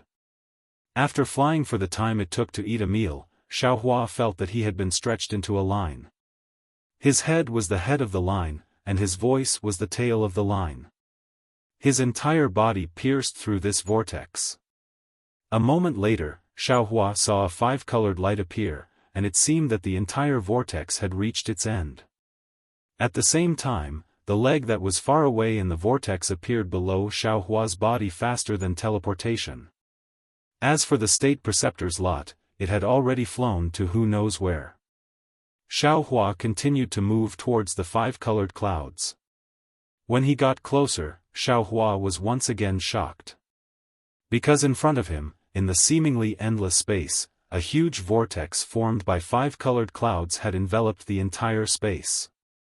The colors of the vortex formed by the 5 colored clouds were clear. One layer wrapped around the other, and one layer wrapped around the other. In the end, no one could tell which color was mixed with which. Other than the 5 colors that filled the eyes, there was only 5 colors. And above this vortex, there was a huge 5-colored torch that filled the entire space. It was impossible to see the size of this 5-colored torch with the naked eye. The 5-colored vortex was spinning, and the 5-colored torch was also spinning. Although it looked like it was spinning slowly, in Xiao Hua's delirium eyes, there was a feeling of heaven and earth spinning in Xiao Hua's mind. Xiao Hua didn't dare to look any longer and hurriedly looked around the torch. He saw that every time the torch rotated, there would be some multicolored light and fluctuations flying out of the torch. These multicolored light and fluctuations flew into the surrounding space and set off ripples of multicolored light. Within these ripples, the laws of time were actually pervasive. Inside this 5-colored vortex should be the immortal palace. Xiao Hua thought to himself, and slightly narrowed his delirium eyes that were already swollen with pain. Xiao Hua didn't dare to rush in recklessly, and still took out another Imperial Preceptor's lot. Whoosh! As Xiao Hua expected, just as the Imperial Preceptor's lot phantom flew out, a halo immediately flew out of the 5-colored vortex. This halo landed on the Imperial Preceptor's lot phantom, and transformed into an even smaller vortex. At the mouth of this vortex, the Imperial Preceptor's lot phantom fell into this vortex, and didn't appear again. Xiao Hua closed his delirium eyes. The space around Xiao Hua was similar to the void, and there was nothing special about it. Xiao Hua urged his body to fly towards the Imperial Preceptor's lot phantom.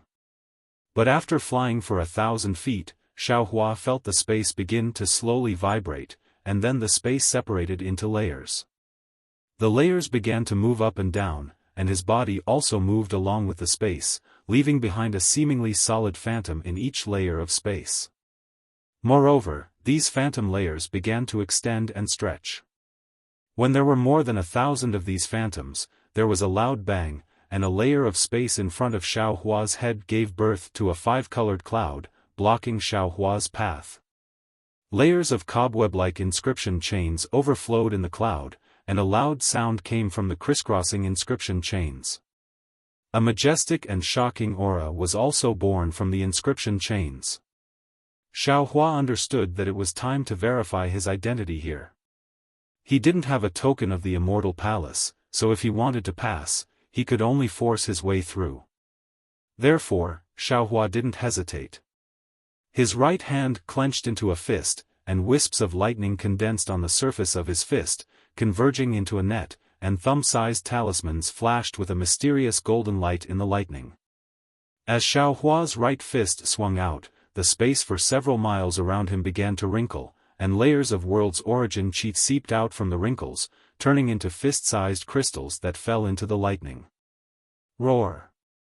The lightning turned into a dragon, and with the power of space, it rushed into the blockade of the inscription chains with unparalleled force. The lightning was like a supreme will, and the chains were like strict order. When the will met the order, a loud bang sounded. Wherever the lightning passed, the chains were broken, and the thousands of scattered inscriptions were destroyed as soon as they touched the powerful lightning, turning into pure awe-inspiring chi. In the awe-inspiring chi, the lightning became more vigorous and constantly grew stronger. Although more and more inscription chains waved like tentacles, trying to seal the lightning, all the chains were defeated in just a moment. Seeing a hole of 1,000 feet in size appearing in the blockade of the inscription chains, Xiao Hua urged his figure to calmly pass through it. Xiao Hua's figure had just passed through the blockade, and in front of him was an immortal palace hidden by 5-colored clouds. A towering heavenly gate of 1,000 feet in size stood in front of Xiao Hua. Unfortunately, before Xiao Hua could see the heavenly gate clearly, he heard a roar, "Bold thief, you actually dare to trespass the heavenly gate of southern heaven, how dare you?"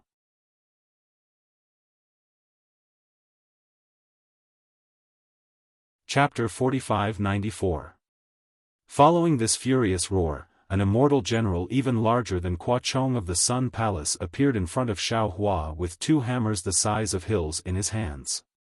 Behind him, thousands of immortal soldiers flew over with weapons in their hands, wanting to surround Xiao Hua. This old man is Dao Gate's Xiao Hua. Xiao Hua looked at the immortal general flying over and stopped. He said indifferently, "Today, I came to the immortal palace to request an audience with immortal Emperor Gaochen. This old man has something to ask him, please return and report it to him." Humph. The immortal general snorted and shouted, "Damned evil path, trespassing into the immortal palace is a capital offense. Hand over your life." As he spoke, the celestial general's body suddenly expanded. His mountain-like hammer streaked across the sky with a whoosh and smashed down like a meteor. A huge gust of wind enveloped the space around Xiao Hua. Xiao Hua frowned slightly. With a wave of his Daoist robe, an unparalleled force came out of his Daoist robe and collided with the hammer's force. The seemingly incomparably powerful hammer had a powerful momentum. With a wave of his Daoist robe, the space shattered and the force was annihilated. Even the hammer flew out like a piece of paper. The immortal general's body tumbled a few times in the air before he managed to stabilize himself. His face, which had been filled with arrogance earlier, was now filled with astonishment and surprise. As for the thousands of immortal soldiers, they were even more at a loss. They held their weapons and didn't know whether to surround or defend. Your Grand Mist Ancestor?" The immortal general shouted in shock, "You actually dare to cause trouble in the immortal palace, you. This old man is Dao Gate's Xiao Hua." Xiao Hua looked at the immortal general who didn't even know his name and said indifferently, "Quickly report to Ling Yun Palace." Xiao Hua. The immortal general was stunned at first, then his entire body trembled. He shouted in shock, Your Fortune Gate's Xiao Hua. You also came to cause trouble in the immortal palace?" This old man didn't come to cause trouble in the immortal palace. Xiao Hua didn't know whether to laugh or cry. This old man has something to ask immortal Emperor Gaochen. Quickly go and report this. Phew. The immortal general heaved a long sigh of relief. He stood up, tidied up his armor, and mustered his courage. He cupped his fists and said, "I am the Southern Heavenly Gate's Guardian General, Kwa Yu. Greetings, Daoist Xiao N." Xiao Hua raised his hand. "Spiritual Master, please wait here for a moment. I will inform Heavenly King Fu Yu and ask him to make a decision." Kwa Yu saw Xiao Hua's amiable face and asked tentatively. Of course, Xiao Hua didn't mind. He nodded and said, "Then I'll have to trouble you." Kwa Yu was overjoyed. After bowing to Xiao Hua, he gave a few orders to the immortal soldiers and rushed into the Southern Heaven Gate. After the immortal soldiers flew back to the Southern Heaven Gate, Xiao Hua placed his hands behind his back and looked up at the lofty Southern Heaven Gate while sighing with emotion in his heart. He had never been to the Southern Heaven Gate before, but he felt a sense of familiarity when he looked at it. This was because he had seen the Southern Heaven Gate when he first came to the hidden immortal continent. However, that Southern Heaven Gate was in an illusion.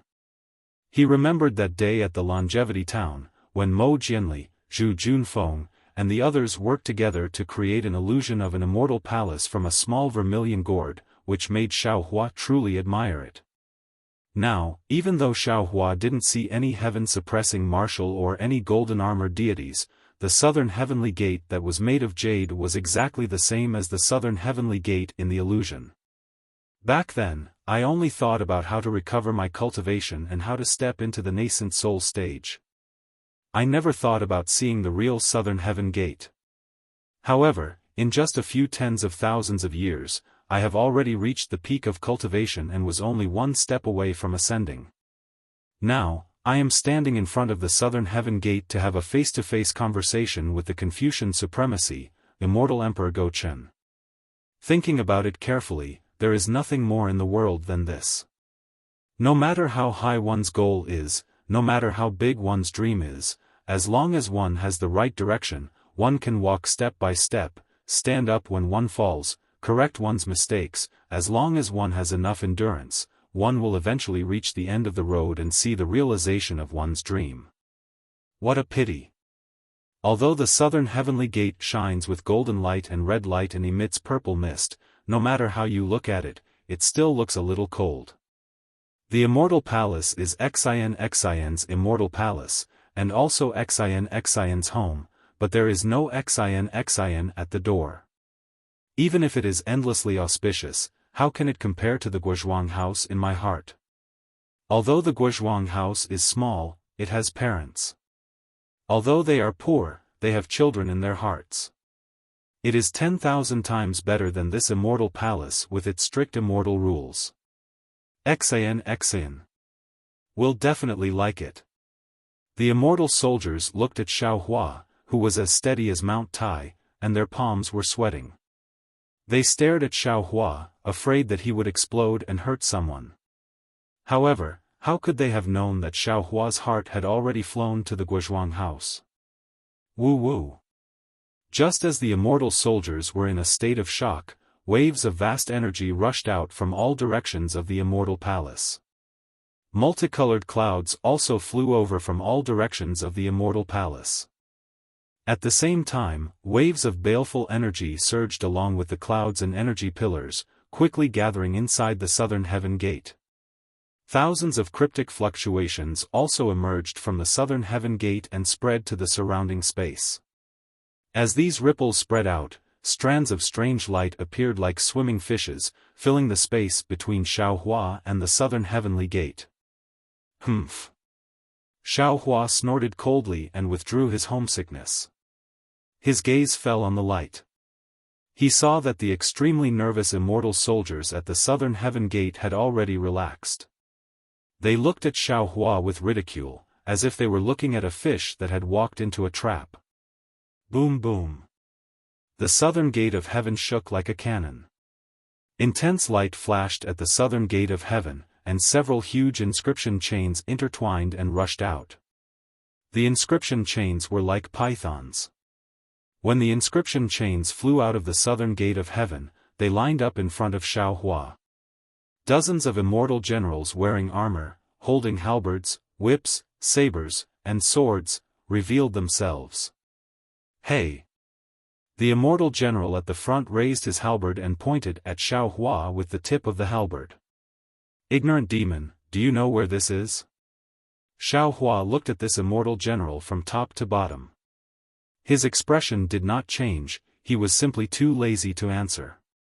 Who would have thought that this immortal general would not give up?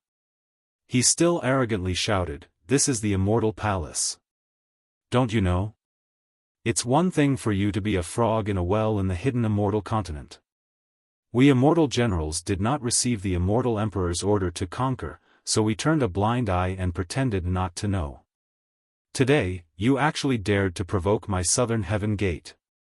If I don't teach you a lesson, do you really think you are crazy?" Xiaofan coldly swept his gaze over that immortal general.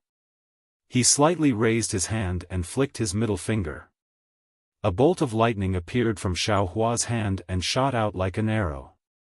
Before the immortal general could finish speaking, that bolt of lightning had already landed in front of him. The immortal general was shocked. He did not care about his sharp tongue and hurriedly waved his halberd. A righteous aura mixed with a sharp aura chopped towards the bolt of lightning. That immortal general's skill was also exceptional. He used the halberd's tip to hit the bolt of lightning. However, the seemingly invisible bolt of lightning hit the halberd. Boom! A loud sound rang out. That immortal general was as if he was struck by lightning. His entire body trembled and his halberd was sent flying. The immortal general turned pale with fright and hurriedly flew back. The immortal generals beside him also moved and blocked in front of him, guarding against Xiaohua's pursuit. Ignorant brat! Xiaohua coldly snorted and said, "Don't make this old man angry again, otherwise." Xiaohua did not finish speaking. He still stood proudly in front of the immortal generals with his hands behind his back. You! That immortal general stabilized himself and shouted, "Who are you?" Xiaohua unhappily glanced at this immortal general. He was too lazy to pay attention to this immortal general. He had a good temper. If he encountered the Grand Mist Ancestor, he would have taken this immortal general's life in one blow. "Quick, form the Golden Jade Sky Lock Great Formation." Seeing that Xiaohua did not answer, that immortal general waved his hand and said, "Yes, General." Hearing the order, the immortal general on the left responded. He moved his body and began to form the formation. In just a moment, a great formation was arranged in the air. This great formation flashed with golden light. Lines of inscriptions that were dozens of feet thick intertwined and shuttled through each immortal general's body. Every immortal general's body in the formation emitted a clear light. This clear light was lustrous and pure like the blue sky. Every thick inscription that fell into the blue sky would reveal a lock. This lock had a mysterious inscription and a shocking aura surged out from it. What was special was that after every inscription rushed out from the edge of the Great Formation, it fell into the southern heavenly gate behind the Great Formation. The entire southern heavenly gate also transformed into a huge inscription that firmly protected the immortal palace. Bang! Seeing that the Great Formation was completed, that immortal general's confidence increased greatly. He pointed at Xiaohua and said, "Who are you? You dare to trespass into the immortal palace? Don't you know that this is a violation of the immortal law?" Xiaohua glanced at that immortal general. He did not want to answer, but when he thought about it, he came to find immortal Emperor Go Chen to inquire about new information. He did not really want to attack the immortal palace. Even if he wanted to fall out with them, wouldn't that have to wait until the end? There was no need for him to rashly fall out with the immortal palace when the situation was unclear. Thus, Xiaohua replied indifferently, "This old man is Xiaohua of the Fortune Gate. Today, I came to the immortal palace to ask for an audience with immortal Emperor Go Chen. All of you, quickly go and report this." Fortune Gate? Hearing Xiaohua speak, that immortal general was stunned. He looked around and asked with some surprise, "Did this general hear wrongly? When did the hidden immortal continent have a Tao cultivator sect?" I know. At the edge of the Great Formation, a few immortal generals came to their senses and shouted, "A few days ago, the mysterious Yellow Order updated the mysterious Yellow Order, and all the people on it are disciples of the Fortune Gate. Many of my Heavenly King Palace's generals lost to the Lunar Temple. Presumably, this Tao cultivator should be someone on the mysterious Yellow Order, right? Give it as a reward, and thank you for all your support."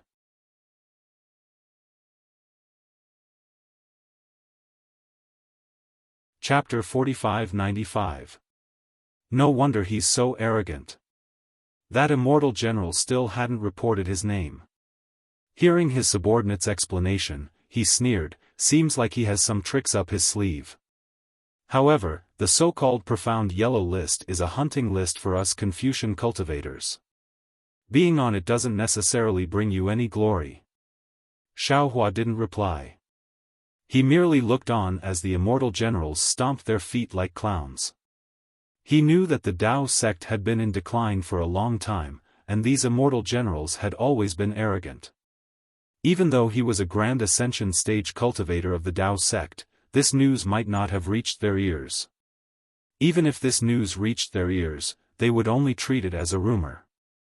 If they didn't see it with their own eyes, they wouldn't have believed it.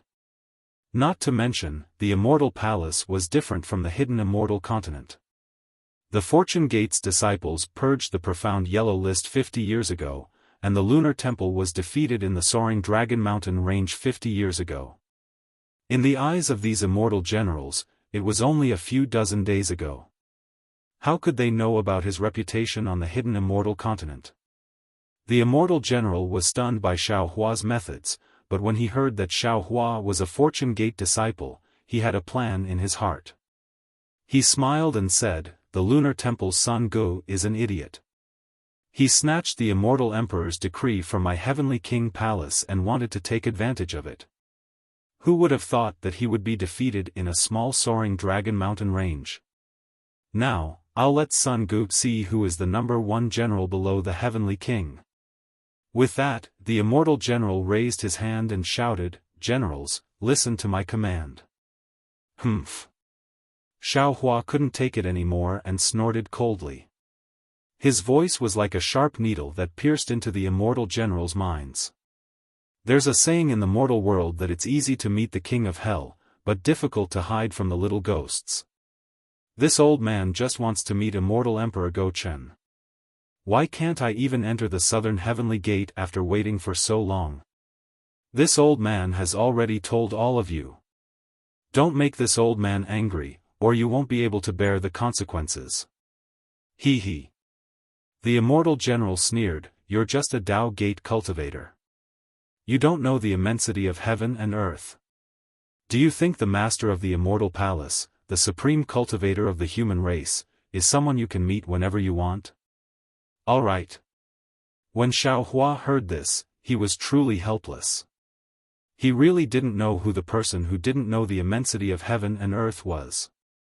However, he understood that if he didn't use some methods, who knew what kind of unpleasant words this immortal general who didn't know the immensity of heaven and earth would say. Kill! The immortal general roared, and many immortal generals attacked at the same time. Dozens of immortal generals disappeared in the clear light, and the clear light transformed into a blue sky. Hundreds of python-like inscription chains formed a huge golden lock and rushed toward Xiaohua. Behind this golden lock, the southern heavenly gate also produced a ray of light that soared into the sky. A force that could lock the heavens and earth instantly sealed the space around Xiaohua for dozens of miles. If Xiaohua was below the 9th level of elemental power, he might have activated a magic treasure or waved the wishful staff. If Xiaohua had not entered the Star Moon Palace, he might have activated the Hand of Thunder or used his Transcendence golden body. However, Xiaohua, who had reached the peak of the 9th level of elemental power and had experienced the law of space in the meteor belt and the resplendent sea of stars in the Star Moon Palace, and the law of time in the ghost plane. His use of magic had reached a point where he could do as he pleased. Seeing that the large formation had locked the space around him, he just smiled and stretched out his finger, pointing slightly in front of himself. Pa! There was a crisp sound, and a ball-shaped lightning was born in the space. Then, the lightning spread wildly. This spread was not random, but it spread along the flaws of the golden jade heaven lock array. In just the blink of an eye, the lightning shattered all these flaws, and then a wave of cracking sounds could be heard as the space in an area of a few tens of kilometers collapsed. The Green Heaven Gold Lock Grand Formation had been destroyed by a single point of Xiaohua's finger. Not only that, where the lightning passed, it also cleverly triggered the counterforce of the large formation, madly rushing into the bodies of the dozens of immortal generals. Pa pa pa. There was another series of chaotic sounds, and the uncontrollable genuine qi rushed out of the immortal generals' bodies. Not only did it crash into the air, it also hit their immortal armors. While fresh blood gushed out, dozens of the weaker immortal generals withered in mid-air. The leading immortal general was even more seriously injured, and blood was seeping out of his 7 orifices. At this time, no matter how ignorant he was, he knew that he had kicked an iron plate. He looked at Xiaohua in disbelief, opened his mouth, but could not speak for a long time, because he did not know what to say. He also did not believe that a Taoist cultivator could have such a high cultivation. This old man's name is not on the mysterious yellow proclamation. Xiaohua looked at the immortal general and said proudly, because the mysterious yellow proclamation does not contain this old man's name. The Fortune Gate's disciples who cleaned the mysterious yellow proclamation are all this old man's disciples and juniors. This old man is the Fortune Gate's sect master. This. How is this possible? The leading immortal general was dumbfounded, and the group of injured immortal generals were also dumbfounded. Xiaohua continued, the Lunar Temple's great general Sun Gu was personally defeated and captured by this old man's disciple, and I'm sure you Heavenly King Palace's generals don't know about this, right? That day, not only was Sun Gu captured by this old man's disciple, but also the 28 lunar mansions. The Lunar Temple knew the strength of my fortune gate, so they made a bet with your Heavenly King Palace's generals. Only deceived immortal generals like you would dare to come to the southern Heavenly Gate to stop this old man. Damn it, damn it. The immortal general came to his senses, and just as he was about to curse with gritted teeth, he saw a vast aura surging out from within the five-colored light of the southern Heavenly Gate, and a voice that sounded like a huge bell rang out, Xiaohua, you're really something. This king wants to see why the mysterious yellow proclamation does not contain your name. Following this voice, the entire immortal palace suddenly distorted, and even the light that came out of nowhere quickly dimmed. What was strange was that high up in the sky, a black and white dot of light clearly appeared. That black and white dot of light was not the sun and moon, but it was even more powerful than the sun and moon, and in an instant, the entire immortal palace's aura was more or less stolen. It was as if the entire space was set off by this black and white dot of light. Immortal Emperor Gaochen? Xiaohua was shocked, and he raised his head to look at the black and white dot of light.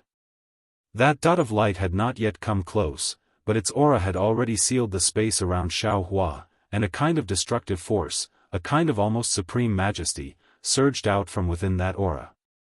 This aura was so invincible, and in Xiaohua's knowledge, only the master of the immortal palace could possess it. After a few breaths of time, the black and white dot of light had already formed two rays of light. One ray fell from the sky, and its light was blinding, covering the entire sky, and the other came from the ground, and it was incomparably dark, covering the entire ground. Xiaohua suddenly came to his senses, and said in shock, no, this is not immortal Emperor Gaochen.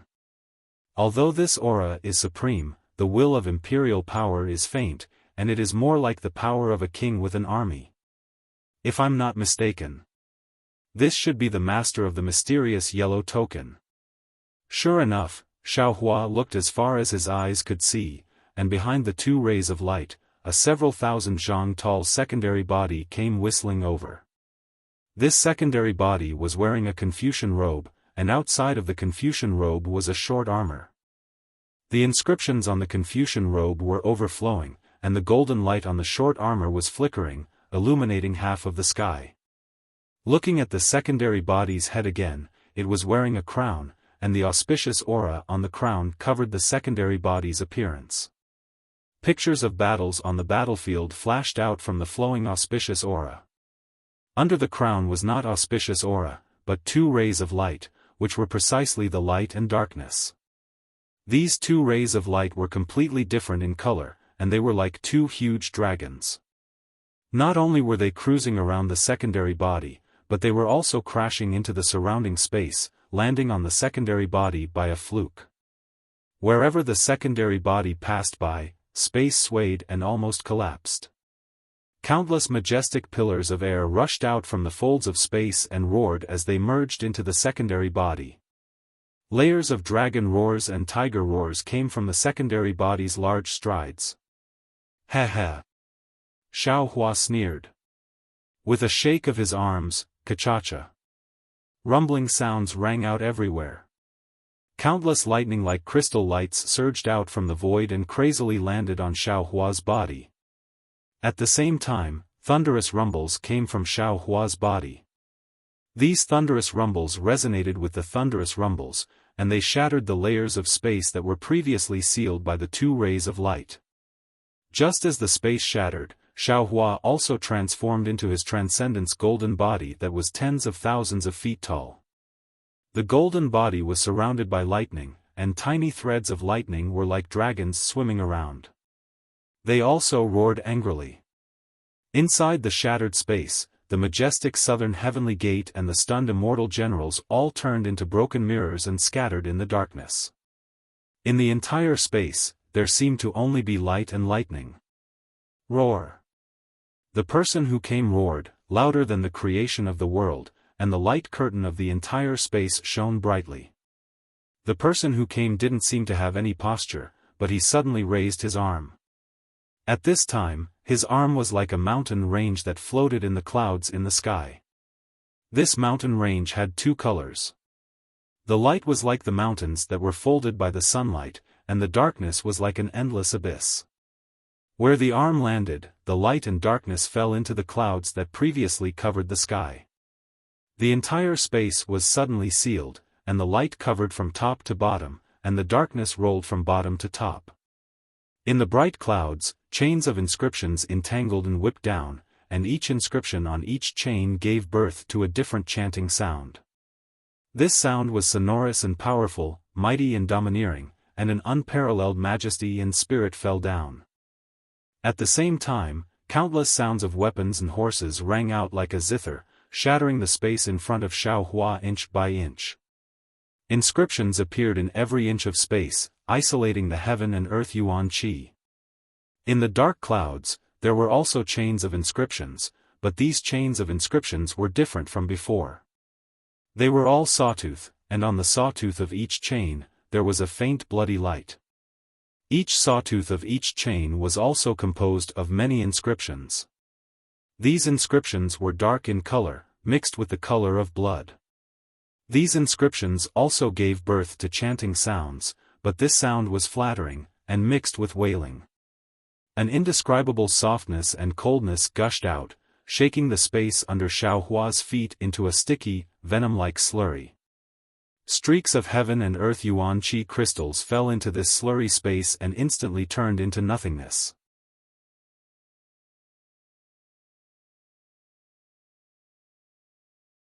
Chapter 45-96. Seeing that the entire space had been sealed and all life had been crushed, Xiaohua did not panic at all. He shouted, "Good timing." Then, Xiaohua rubbed his hands together, and streaks of lightning appeared between his hands like flowers blooming. This lightning was different from the lightning that Xiaohua had used in the Thousand Demons sacred realm.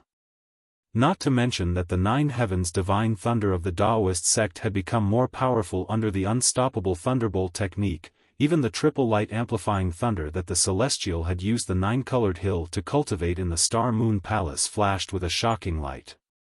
Together with the other four types of lightning, it turned into a nine-colored lightning hand in the sky. As soon as this lightning hand appeared, billions of lightning bolts appeared in the sky. These lightning bolts were sharper than billions of flying swords. They fell into the light and dark clouds, piercing into the inscription chains and inscription teeth. Countless thunderous sounds covered everything in the space. The so-called sounds of pressure and desire all turned into sounds of decadence. The righteousness, majesty, and justice of the lightning enveloped the entire space. Whoosh! The lightning hand fell, and the inscription chains in the light clouds were torn apart. Sections of the chains burst in the lightning bolts, and the inscription teeth in the dark clouds were destroyed. The slurry space and the blood-colored inscriptions were instantly destroyed under the absolute power of life and death. Cracks appeared in the void instead. The person was slightly stunned and said in surprise, "You are actually so powerful? Who are you? Are all the people in the immortal palace nameless?" Xiaohua asked faintly as he activated his Dharma power and blocked the two-colored light with his lightning technique. The person laughed and also activated his true qi. The light and dark clouds tried their best to destroy the lightning hand. He said, "I am the master of the Tai Ching Palace. I really didn't expect that I would be able to meet a Taoist sect cultivator that I can fight for in my lifetime. Come, let me experience your Taoist sect techniques." As he spoke, there was a loud bang. Xiaohua's lightning hand shattered, turning into tens of thousands of lightning fragments that scattered down. The light and dark clouds that sealed the world were also torn apart by the power of life and death. The entire space was restored to its previous light, and in the distance, the majestic celestial palace was revealed once more. Hearing the person call himself the master of the Tai Ching Palace, Xiaofan sneered. He waved his finger, and a bolt of lightning like a sword pierced through the sky towards the master of the Tai Ching Palace. He shouted, "Who's afraid of you? I'll fight you for 300 rounds. Good. Good. Good." The palace master of the Tai Ching Palace called out 3 times in a row. His arm that was like a mountain waved again. As the clouds of light and darkness were activated, layer upon layer of mountains and seas of books condensed. Not only did they block Xiaohua's sword of lightning, they even crossed the void and surged towards Xiaohua. In just half a cup of tea's time, Xiaohua had already fought with the Grand Purity Palace's master several times. One of them was a newly ascended Mahayana Taoist, while the other was a Confucian cultivator who had been cultivating for many years. The other had a variety of Taoist magic arts, while the other was a Confucian cultivator who had stacked his methods. The other had the unparalleled power of thunder, while the other had the black-yellow vital qi, which was unrivaled in the world. The two of them really fought until the sky fell and the earth cracked, and the void shattered. Not only were the spatial hurricanes raging, but the qi of heaven and earth and the Great Spirit were also in chaos. Even in the shattered space, there was an uneven force of space that could destroy any mountain in the world. Looking at the southern heavenly gate, which was originally hidden in the light, it was now shaking greatly. The shadow of light folded and shattered several times. In the end, it barely managed to stand tall in the wild wind. The general of the Heavenly King Palace who rashly challenged Xiaohua had already lost his soul. He hurriedly commanded his subordinates to activate their true qi and rushed over to activate the Immortal Palace's defensive formation with the other guards. They did their best to resist the aftermath of the fight between the two supreme cultivators. In another half a cup of tea's time, the aftermath of the fight between Xiaohua and the master of the Tai Ching Palace had already passed through the southern heavenly gate and rushed towards the Immortal Palace. Inside the Immortal Palace, many defensive formations had already been activated. Countless clouds surged. Tens of thousands, hundreds of thousands of immortal soldiers and immortal generals flew over from all directions. They either activated the defensive formations or set up defenses to prevent enemies from attacking the Immortal Palace. For a time, the immortal soldiers and immortal generals near the southern heavenly gate panicked. Not good, someone is charging into the Immortal Palace. Quick, quick, the 4 great families are attacking the Immortal Palace. No, it's the Taoist cultivators causing havoc in the Heavenly Palace. The immortal soldiers and immortal generals who had not been involved in war for a long time immediately exposed the drawbacks of their comfort. Although they were also setting up defenses and responding, some rumors had already begun to irresponsibly spread. Whether it was intentional or unintentional, they had long concealed the truth of the matter. The originally calm Immortal Palace actually began to become chaotic. Starting from the southern heavenly gate, it quickly spread to other places. Damn it! Sun Jian, who had just patrolled the Flower Medicine Palace, was greatly alarmed when he heard the news. He didn't have time to check if Immortal Emperor Gaochen was in the Flower Medicine Palace. He cursed in a low voice and ordered an immortal soldier to land in front of the Flower Medicine Palace to report the news. He himself waved his 3-pointed, double-edged saber and flew towards the southern heavenly gate with a group of Sun Palace soldiers. Sun Jian had only flown for a short while when another immortal soldier flew over with a message. Sun Jian carefully inquired and his face turned ashen. There was no other reason. There were only a few cultivators in the world who could fight evenly with the master of the Tai Ching Palace. And the only one who dared to attack the Immortal Palace was probably Xiaohua alone. This is bad, this is bad. At this moment, Sun Jian was also somewhat alarmed. He stood in midair and frowned as he thought to himself, after all, Master Xiao attacked the Immortal Palace because of the Immortal Palace's attack on the soaring Dragon Mountain range. This is all my fault. I promised Master Xiao that I would mediate between them, but... Thinking of this, Sun Jian's frown loosened, and his face became resolute. Since this is caused by me, I can't back down. I'd better hurry to the southern heavenly gate and apologize to Master Xiao. Master Xiao hasn't entered the southern heavenly gate yet. Even if he violates the Immortal Palace's laws, I'll take responsibility for it. Thinking of this, Sun Jian urged his body to rush towards the southern heavenly gate. At this moment, the immortal soldier beside Sun Jian saw that Sun Jian was hesitating and hurriedly said, "General, you're new here and don't seem to be familiar with the Immortal Palace's rules.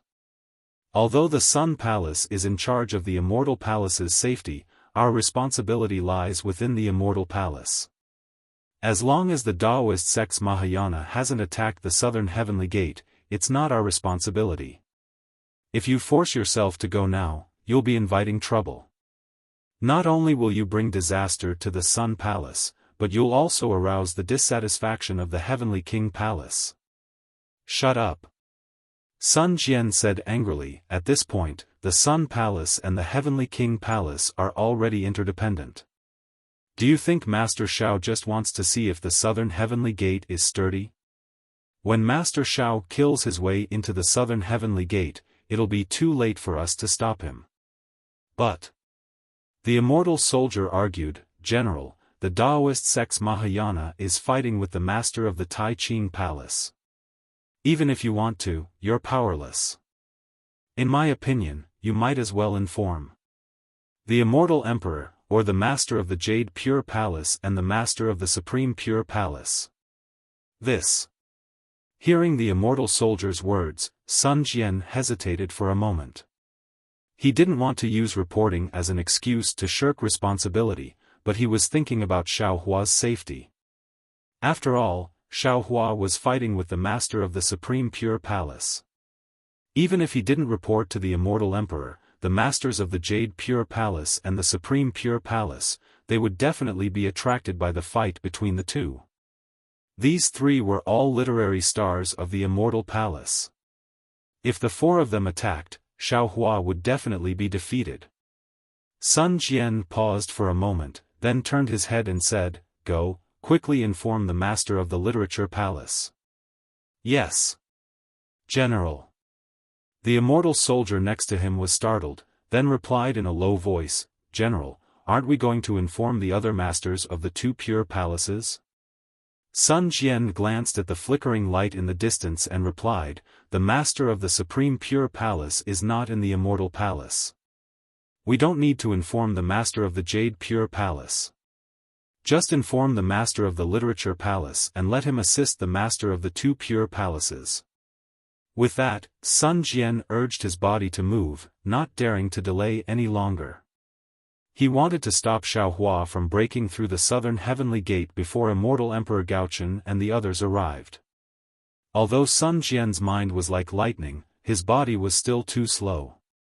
Before he could fly near the southern heavenly gate, he heard a majestic voice from above the Immortal Palace, "Audacious Xiao Hua, you actually dare to break through the southern heavenly gate of my Immortal Palace.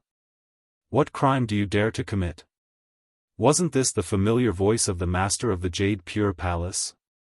Looking at the faint purple clouds covering the sky above the Immortal Palace, Sun Jian turned pale with fright. He couldn't help but grit his teeth and said, "Damn it, which damned bootlicker actually alarmed the Master of the Jade Pure Palace?"